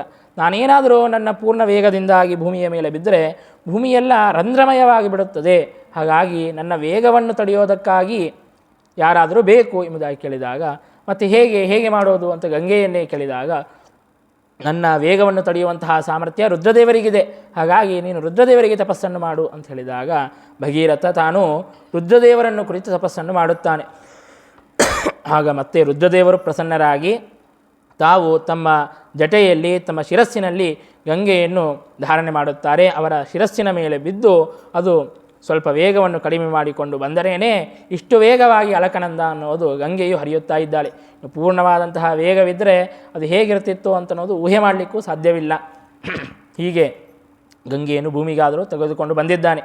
ಮುಂದೆ ಆ ಸಗರ ರಾಜನ ಮಕ್ಕಳೇನು, ತನ್ನ ಪಿತೃಗಳೇನಿದ್ದಾರೆ ಅವರನ್ನು ಉದ್ಧಾರ ಮಾಡೋದಕ್ಕಾಗಿ ಅಂತ ಅಲ್ಲಿಗೆ ಗಂಗೆಯು ಬರುವಂತೆ ಆಗಬೇಕಲ್ಲ. ಹಾಗಾಗಿ ಮುಂದಕ್ಕೆ ತಾನು ಶ್ರೇಷ್ಠವಾದಂತಹ ಅಶ್ವಗಳನ್ನು, ಆ ಅಶ್ವಗಳ ಮೇಲೆ ಕುಳಿತು ವೇಗವಾಗಿ ಮುಂದಕ್ಕೆ ಹೋಗುತ್ತಾ ಇದ್ದಾನೆ. ತಾನು ಯಾವ ದಾರಿಯಿಂದಾಗಿ ಹೋಗುತ್ತಾ ಇದ್ದಾನೆಯೋ ಆ ದಾರಿಯಲ್ಲಿ ಗಂಗೆಯು ಕೂಡ ಬರುತ್ತಾ ಇದ್ದಾಳೆ. ಹೀಗೆ ತಾನು ಮುಂದಕ್ಕೆ ವೇಗವಾಗಿ ಹೋಗುವಂತಹ ಸಂದರ್ಭದಲ್ಲಿ ಜಹ್ನು ಋಷಿಗಳ ಆಶ್ರಮದ ಸಮೀಪಕ್ಕೆ ತಾನು ಬರುತ್ತಾನೆ. ಆಗ ಆ ಗಂಗೆಯ ಒಂದು ಪ್ರವಾಹದಿಂದಾಗಿ, ಅದರ ವೇಗದಿಂದಾಗಿ ಆ ಜಹ್ನು ಋಷಿಗಳ ಆಶ್ರಮವೆಲ್ಲವೂ ಕೂಡ ಕೊಳಚಿಕೊಂಡು ಹೋಗುತ್ತದೆ. ಆಗ ಜಹ್ನು ಋಷಿಗಳಿಗೆ ಬಹಳ ಕೋಪ ಬರುತ್ತದೆ. ನನ್ನ ಆಶ್ರಮವನ್ನೇ ನಾಶ ಮಾಡುತ್ತದೆಯಾ ಅಂತ ಹೇಳಿಬಿಟ್ಟು ಸಿಟ್ಟಿಗೆ ಬಂದು ಜಹ್ನು ಋಷಿಗಳು ಆ ಗಂಗೆಯನ್ನೆಲ್ಲ ಪಾನ ಮಾಡಿಬಿಡುತ್ತಾರೆ. ಅಗಸ್ತ್ಯ ಋಷಿಗಳು ಸಮುದ್ರ ಪಾನ ಮಾಡಿದರು, ಜಹ್ನು ಋಷಿಗಳು ತಾವು ಈ ಗಂಗೆಯ ಪಾನವನ್ನು ಮಾಡಿಬಿಡುತ್ತಾರೆ. ಆಗ ಮತ್ತೆ ಭಗೀರಥನಿಗೆ ಫಲಾಂತನೂ ಸಿದ್ಧಿಸಲೇ ಇಲ್ಲ. ಆಗ ಮತ್ತೆ ತಾನು ಜಹ್ನು ಋಷಿಗಳಿಗೆ ಪ್ರಾರ್ಥನೆಯನ್ನು ಮಾಡಿಕೊಳ್ಳುತ್ತಾನೆ, ನಮ್ಮ ಪಿತೃಗಳ ಉದ್ಧಾರವಾಗಬೇಕಾಗಿದೆ, ಹಾಗಾಗಿ ನನ್ನ ಮೇಲೆ ಅನುಗ್ರಹವನ್ನು ಮಾಡಬೇಕು ಎಂಬುದಾಗಿ ಹೇಳಿದಾಗ ಆಗ ಜಹ್ನು ಋಷಿ ತನ್ನ ಬಳಕಿವಿಯಿಂದಾಗಿ ಆ ಗಂಗೆಯನ್ನು ಬಿಡುತ್ತಾನೆ.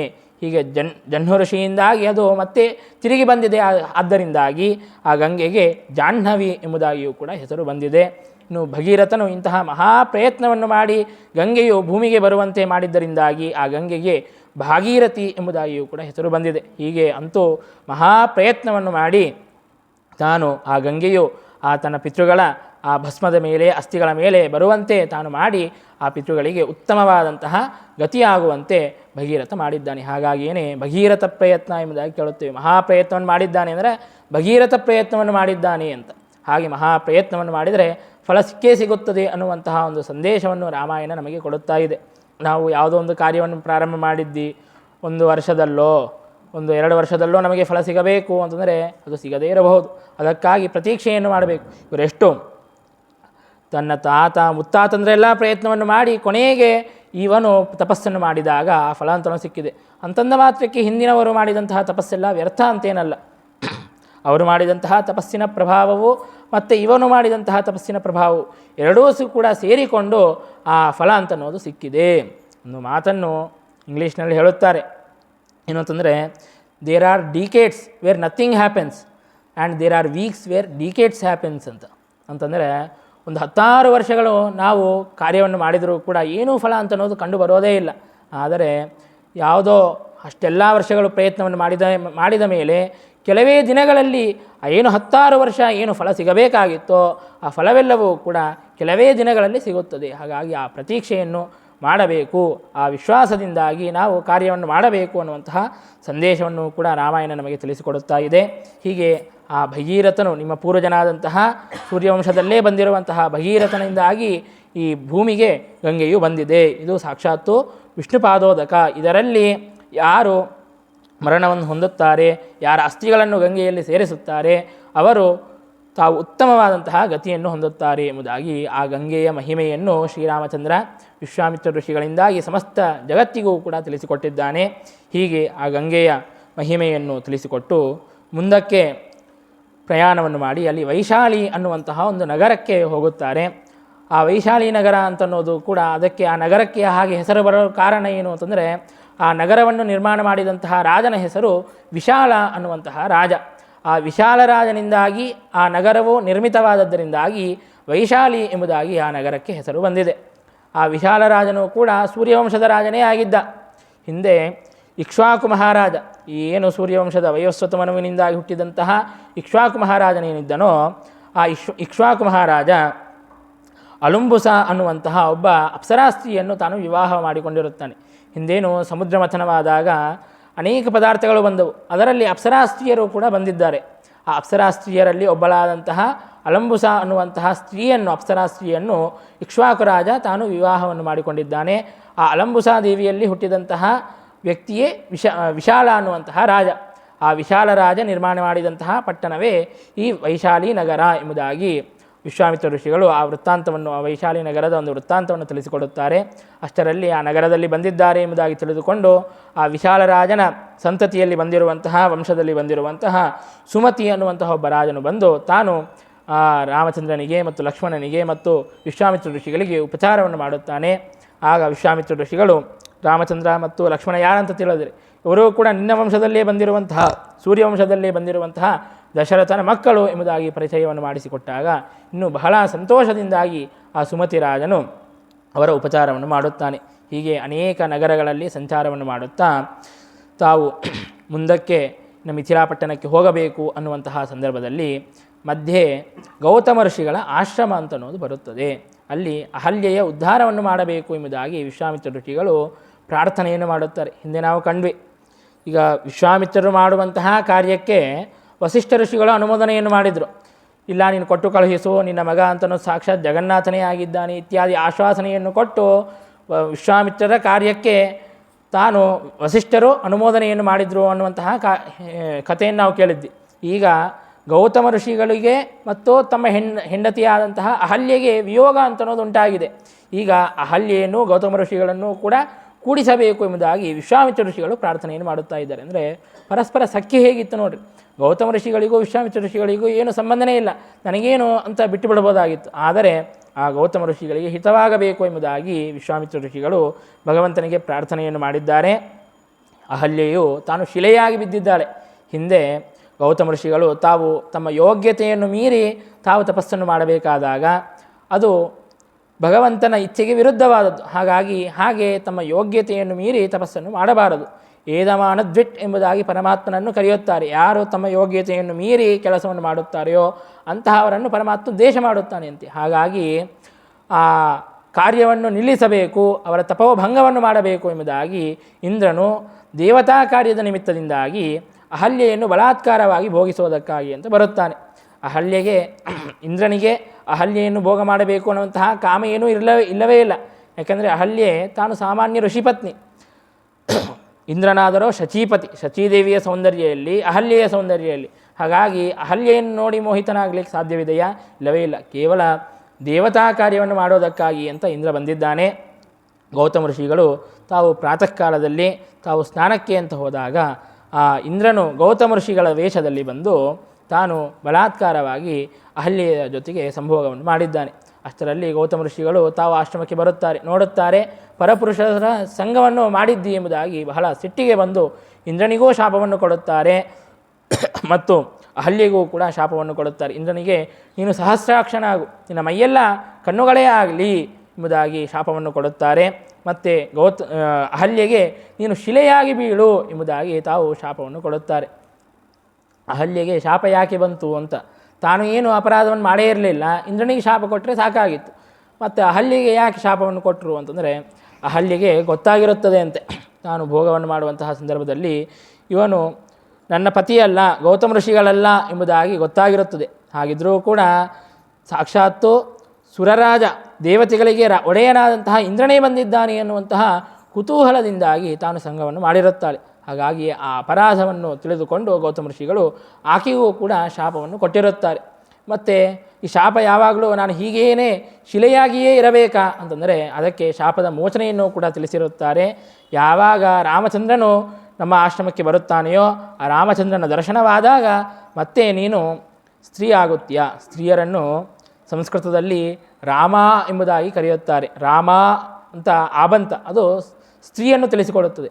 ಹಾಗಾಗಿ ನೀನು ರಾಮ ಆಗಬೇಕು ಅಂತಂದರೆ ರಾಮನ ದರ್ಶನವಾದರೆ ಆಗ ನೀನು ಸ್ತ್ರೀ ಆಗುತ್ತೀಯಾ, ರಾಮ ಆಗುತ್ತೀಯಾ ಎಂಬುದಾಗಿ ಆ ಶಾಪದ ಮೋಚನೆಯನ್ನು ಕೂಡ ಗೌತಮ ಋಷಿಗಳು ತಿಳಿಸಿರುತ್ತಾರೆ. ಹಾಗಾಗಿ ಆ ಅಹಲ್ಯೆಯ ಉದ್ಧಾರವನ್ನು ಮಾಡಬೇಕು.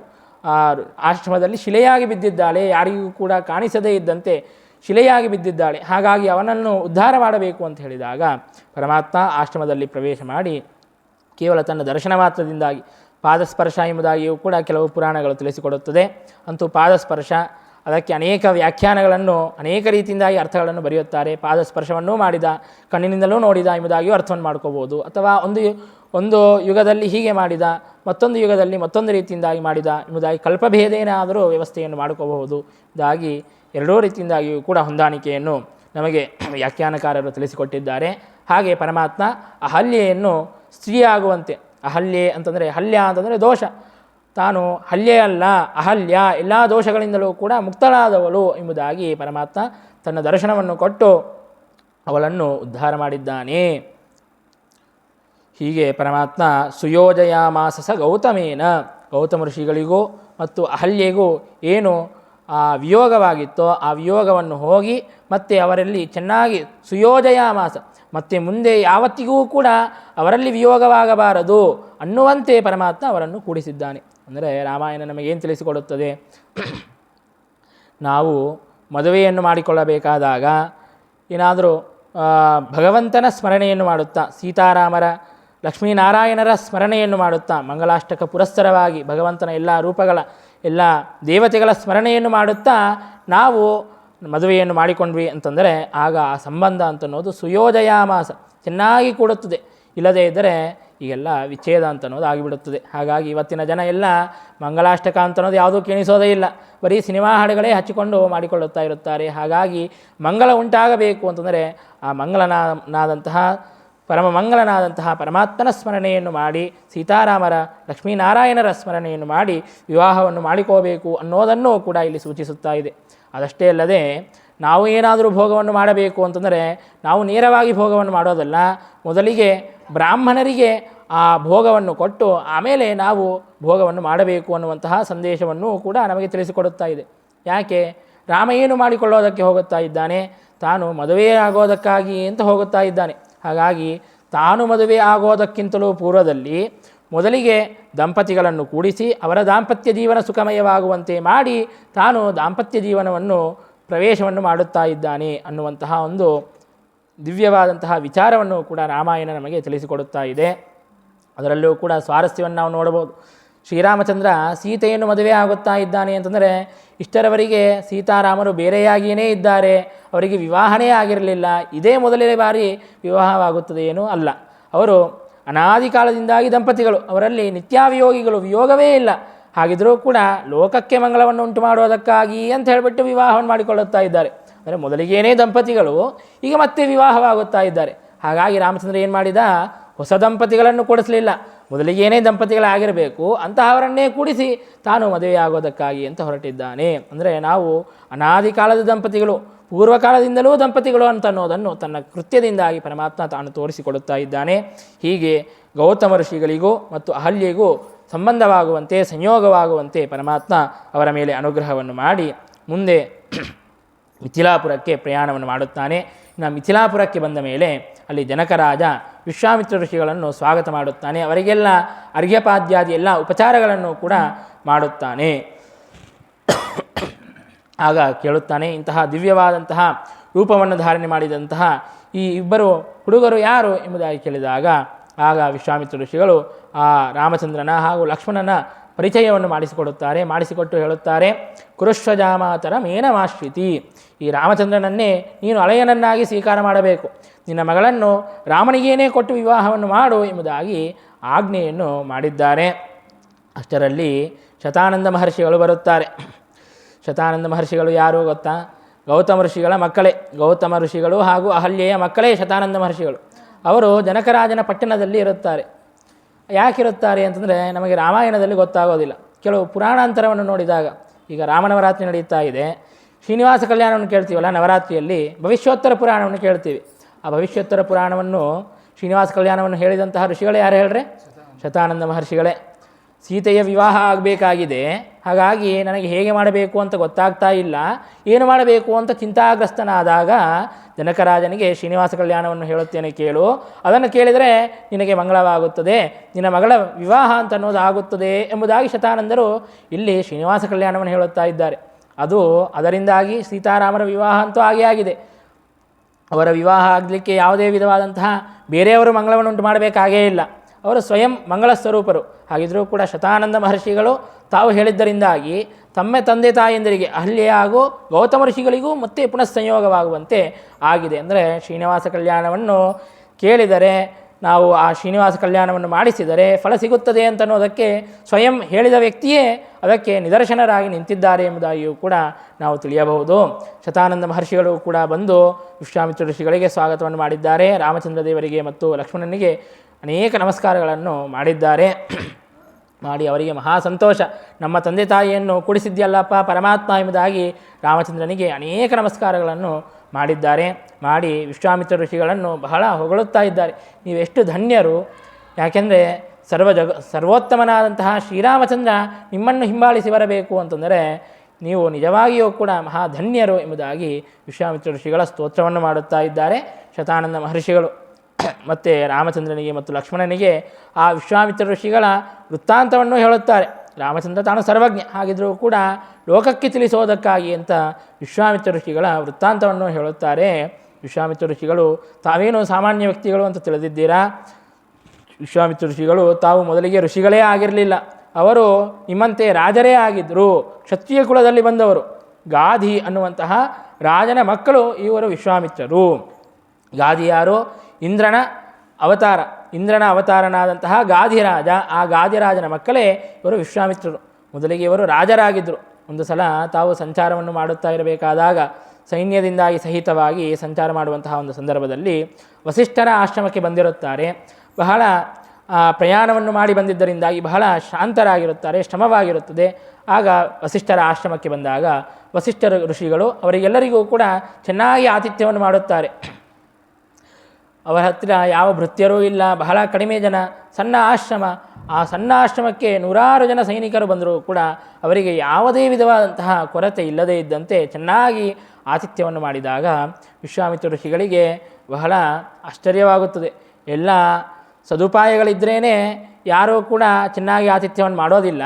ಅಂತಹದ್ದು ವಸಿಷ್ಠರ ಹತ್ತಿರ ಏನೂ ಇಲ್ಲೇ ಇಲ್ಲ, ಸಣ್ಣ ಆಶ್ರಮ, ಇಷ್ಟೆಲ್ಲ ಆತಿಥ್ಯವನ್ನು ಹೇಗೆ ಮಾಡಿದ್ದಾರೆ ಅಂತ ನೋಡಿದರೆ ಅಲ್ಲಿ ಒಂದು ಆಕಳು ಇರುತ್ತದೆ, ಕಾಮಧೇನು, ಸುರಭಿ. ಆ ಕಾಮಧೇನುವಿನಿಂದಾಗಿ ಅದು ಬೇಡಿದ್ದನ್ನೆಲ್ಲವನ್ನು ಕೂಡ ಕೊಡುತ್ತದೆ.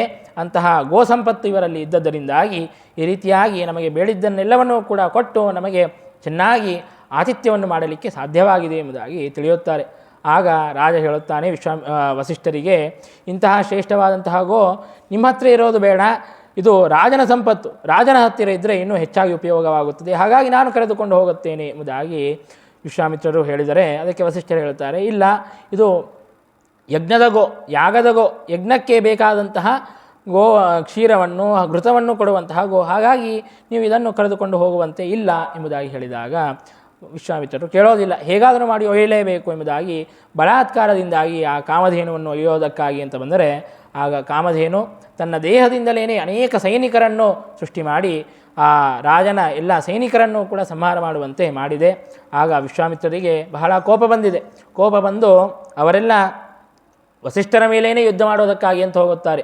ಬ್ರಹ್ಮಾಸ್ತ್ರವನ್ನು ಆರಂಭಿಸಿ ಎಲ್ಲ ಅಸ್ತ್ರಗಳನ್ನು ಕೂಡ ವಸಿಷ್ಠರ ಮೇಲೆ ಪ್ರಯೋಗವನ್ನು ಮಾಡಿ ಅವರ ಮೇಲೆ ಯುದ್ಧಕ್ಕೆ ಅಂತ ಹೋದರೆ ಆಗ ವಸಿಷ್ಠ ಋಷಿಗಳು ತಾವು ಏನೂ ಮಾಡೋದಿಲ್ಲ, ಸುಮ್ಮನೆ ಕುಳಿತಿದ್ದಾರೆ, ತಮ್ಮ ಬ್ರಹ್ಮದಂಡವನ್ನು ಮುಂದಕ್ಕೆ ಇಟ್ಟಿದ್ದಾರೆ ಅಷ್ಟೇ.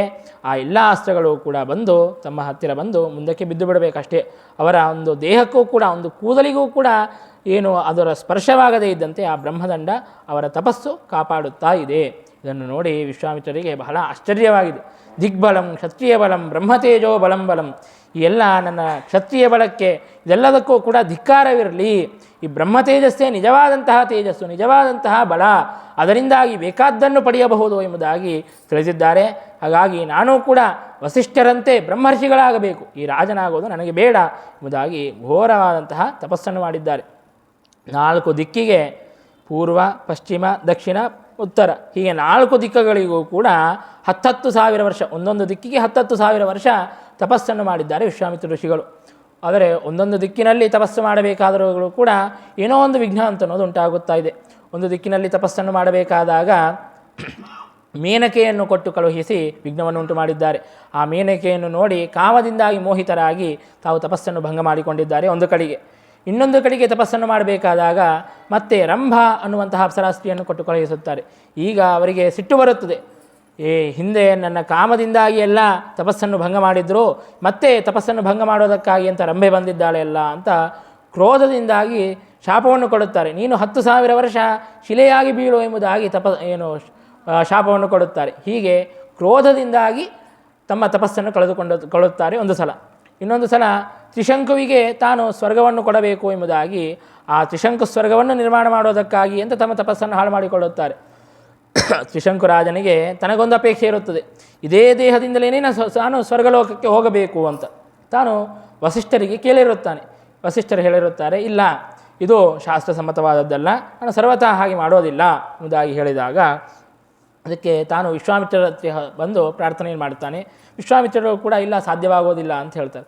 ಹೌದಾ, ವಸಿಷ್ಠರಿಗೂ ಸಾಧ್ಯವಾಗೋದಿಲ್ಲ ಅಂತ ಹೇಳಿದರು, ನಿಮಗೂ ಸಾಧ್ಯವಾಗೋದಿಲ್ಲನಾ ಅಂತಂದರೆ, ವಸಿಷ್ಠರಿಗೆ ಸಾಧ್ಯವಾಗೋದಿಲ್ಲ ಅಂತ ಹೇಳಿದ್ರೆ ಹಾಗಾದ್ರೆ ನಾನು ಮಾಡೇ ಮಾಡ್ತೀನಿ ಅಂತ.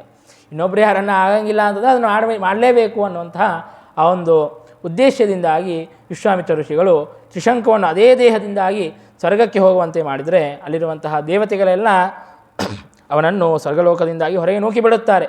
ಆಗ ವಿಶ್ವಾಮಿತ್ರ ಋಷಿಗಳ ಆಲೋಚನೆಯನ್ನು ಮಾಡಿ ಹೇಳುತ್ತಾರೆ, ತಿಷ್ಟ ನೀ ಏನು ಬೀಳಬೇಡ, ಚಿಂತೆ ಏನು ಮಾಡಬೇಡ, ನಿನಗಾಗಿ ಅಂತಲೇ ಒಂದು ಸ್ವರ್ಗವನ್ನೇ ನಿರ್ಮಾಣ ಮಾಡುತ್ತೇನೆ ಎಂಬುದಾಗಿ ತಮ್ಮ ತಪಸ್ಸಾಮರ್ಥ್ಯದಿಂದಾಗಿ ತ್ರಿಶಂಕು ಸ್ವರ್ಗವನ್ನು ನಿರ್ಮಾಣ ಮಾಡಿದ್ದಾರೆ. ಹೀಗೆ ಆ ಸ್ವರ್ಗವನ್ನು ನಿರ್ಮಾಣ ಮಾಡೋದಕ್ಕಾಗಿ ಅಂತ ಹೇಳಿಬಿಟ್ಟು ತಮ್ಮ ತಪಸ್ಸನ್ನು ಬಳಸಿ ಆ ತಪಸ್ಸನ್ನು ಹಾಳು ಮಾಡಿಕೊಂಡಿದ್ದಾರೆ. ಹೀಗೆ ಅಂತೂ 3 ದಿಕ್ಕುಗಳಲ್ಲಿ ವಿಘ್ನ ಬಂದರೂ ಕೂಡ 4ನೇ ದಿಕ್ಕಿನಲ್ಲಿ ನಿರಂತರವಾಗಿ ಅತ್ಯಂತ ನಿಷ್ಠೆಯಿಂದಾಗಿ ತಪಸ್ಸನ್ನು ಮಾಡಿ ತಾವು ಬ್ರಹ್ಮದೇವರಿಂದಾಗಿ ವರವನ್ನು ಪಡೆದಿದ್ದಾರೆ. ಮೊದಲಿಗೆ ರಾಜರ್ಷಿಯಾಗು ಎಂಬುದಾಗಿ ವರವನ್ನು ಕೊಟ್ಟಿದ್ದಾರೆ, ತೃಪ್ತಿಯಾಗಲಿಲ್ಲ. ರಾಜರ್ಷಿಗಳು ಅನೇಕ ಜನ ಇದ್ದಾರೆ, ರಾಜರ್ಷಿಯಾಗಿ ನನಗೇನು ಮಾಡೋದಿದೆ, ಇಲ್ಲ ನಾನು ಬ್ರಹ್ಮರ್ಷಿಯೇ ಆಗಬೇಕು ಅಂತ ಮತ್ತೆ ತಪಸ್ಸನ್ನು ಮಾಡುತ್ತಾರೆ. ಆಗ ಮಹರ್ಷಿಯಾಗು ಎಂಬುದಾಗಿ ವರವನ್ನು ಕೊಟ್ಟಿದ್ದಾರೆ, ಆದರೂ ಅವರಿಗೆ ತೃಪ್ತಿಯಾಗಲಿಲ್ಲ. ಮಹರ್ಷಿಯಲ್ಲ, ನಾನು ಬ್ರಹ್ಮರ್ಷಿಯೇ ಆಗಬೇಕು ಎಂಬುದಾಗಿ ತಪಸ್ಸನ್ನು ಮಾಡಿ ಕೊನೆಗೂ ಬ್ರಹ್ಮದೇವರಿಂದಾಗಿ ಬ್ರಹ್ಮರ್ಷಿಗಳು ಎಂಬುದಾಗಿ ವರವನ್ನು ಪಡೆದಿದ್ದಾರೆ. ವಸಿಷ್ಠರು ಕೂಡ ನೀವು ಬ್ರಹ್ಮರ್ಷಿಗಳಾಗಿದ್ದೀರಿ ಎಂಬುದಾಗಿ ಮೆಚ್ಚಿಕೊಂಡಿದ್ದಾರೆ. ಹೀಗೆ ಮಹಾ ತಪಸ್ಸನ್ನು ಮಾಡಿ ಬ್ರಹ್ಮರ್ಷಿಗಳಾದಂತಹ ಮಹಾ ತಪಸ್ವಿಗಳು ವಿಶ್ವಾಮಿತ್ರ ಋಷಿಗಳು ಎಂಬುದಾಗಿ ಅವರ ಮಹಿಮೆಯನ್ನು, ವಿಶ್ವಾಮಿತ್ರ ಋಷಿಗಳ ಮಹಿಮೆಯನ್ನು ಆ ಶತಾನಂದ ಋಷಿಗಳು ಅಲ್ಲಿರುವಂತಹ ಎಲ್ಲ ಜನರಿಗೂ ಕೂಡ ತಿಳಿಸಿಕೊಡುತ್ತಾರೆ. ಹೀಗೆ ಆ ದಿನವೆಲ್ಲವೂ ಕೂಡ ಕಳೆದ ಮೇಲೆ ಮುಂದಿನ ದಿನ ಮತ್ತೆ ಜನಕರಾಜ ಬರುತ್ತಾನೆ. ಆಗ ಹಿಂದೆ ಹೇಳಿದರು ವಿಶ್ವಾಮಿತ್ರ ಋಷಿಗಳು, ಈ ರಾಮಚಂದ್ರನನ್ನೇ ನಿನ್ನ ಅಳೆಯನನ್ನಾಗಿ ಮಾಡಿಕೋ ಎಂಬುದಾಗಿ. ಕುರುಶ್ವಜಾಮಾತರ ಮೇನಮಾಶ್ವಿತಿ, ಮಾಡಿಕೊಳ್ಳಲಿಲ್ಲ ಇಲ್ಲ ಅಂತ ಹೇಳಿದರೆ ಶಾಪವನ್ನು ಕೊಡುತ್ತಾರೆ ಎನ್ನುವಂತಹ ಭಯವೂ ಇದೆ. ಆದರೆ ತಾನು ಒಂದು ಪ್ರತಿಜ್ಞೆಯನ್ನು ಕೂಡ ಮಾಡಿದ್ದ, ಆ ಪ್ರತಿಜ್ಞೆಯನ್ನು ಕೂಡ ಪೂರ್ಣ ಮಾಡಬೇಕಾಗಿದೆ. ತನಗೂ ಕೂಡ ಜನಕರಾಜನಿಗೆ ರಾಮಚಂದ್ರನಿಗೇನೇ ಕೊಟ್ಟು ವಿವಾಹವನ್ನು ಮಾಡಬೇಕು ಎಂಬುದಾಗಿ ತನಗೆ ಅಪೇಕ್ಷೆ ಅಂತನ್ನೋದು ಇದೆ. ರಾಮಚಂದ್ರನೇ ಸಾಕ್ಷಾತ್ತು ಶ್ರೀ ಪರಮಾತ್ಮ, ತಾನು ವಿಷ್ಣು, ಹಾಗಾಗಿ ಸೀತಾ ಅಂದರೆ ಲಕ್ಷ್ಮೀದೇವಿ, ಹಾಗಾಗಿ ಸೀತೆಯನ್ನು ರಾಮನಿಗೇನೇ ಕೊಟ್ಟು ವಿವಾಹವನ್ನು ಮಾಡೋದು ಉಚಿತ ಅಂತನ್ನುವಂತಹ ನಿಶ್ಚಯವನ್ನು ಮಾಡಿಕೊಂಡಿದ್ದಾನೆ. ಹಾಗಿದ್ದರೂ ಕೂಡ ಸ್ವಯಂವರವನ್ನು ಮಾಡೋದು ಕ್ಷತ್ರಿಯರ ಧರ್ಮ, ಹಾಗಾಗಿ ಆ ಸ್ವಯಂವರವನ್ನು ಮಾಡುತ್ತಾ ಇದ್ದೇನೆ. ನಾನು ಒಂದು ಪ್ರತಿಜ್ಞೆಯನ್ನು ಮಾಡಿದ್ದೇನೆ.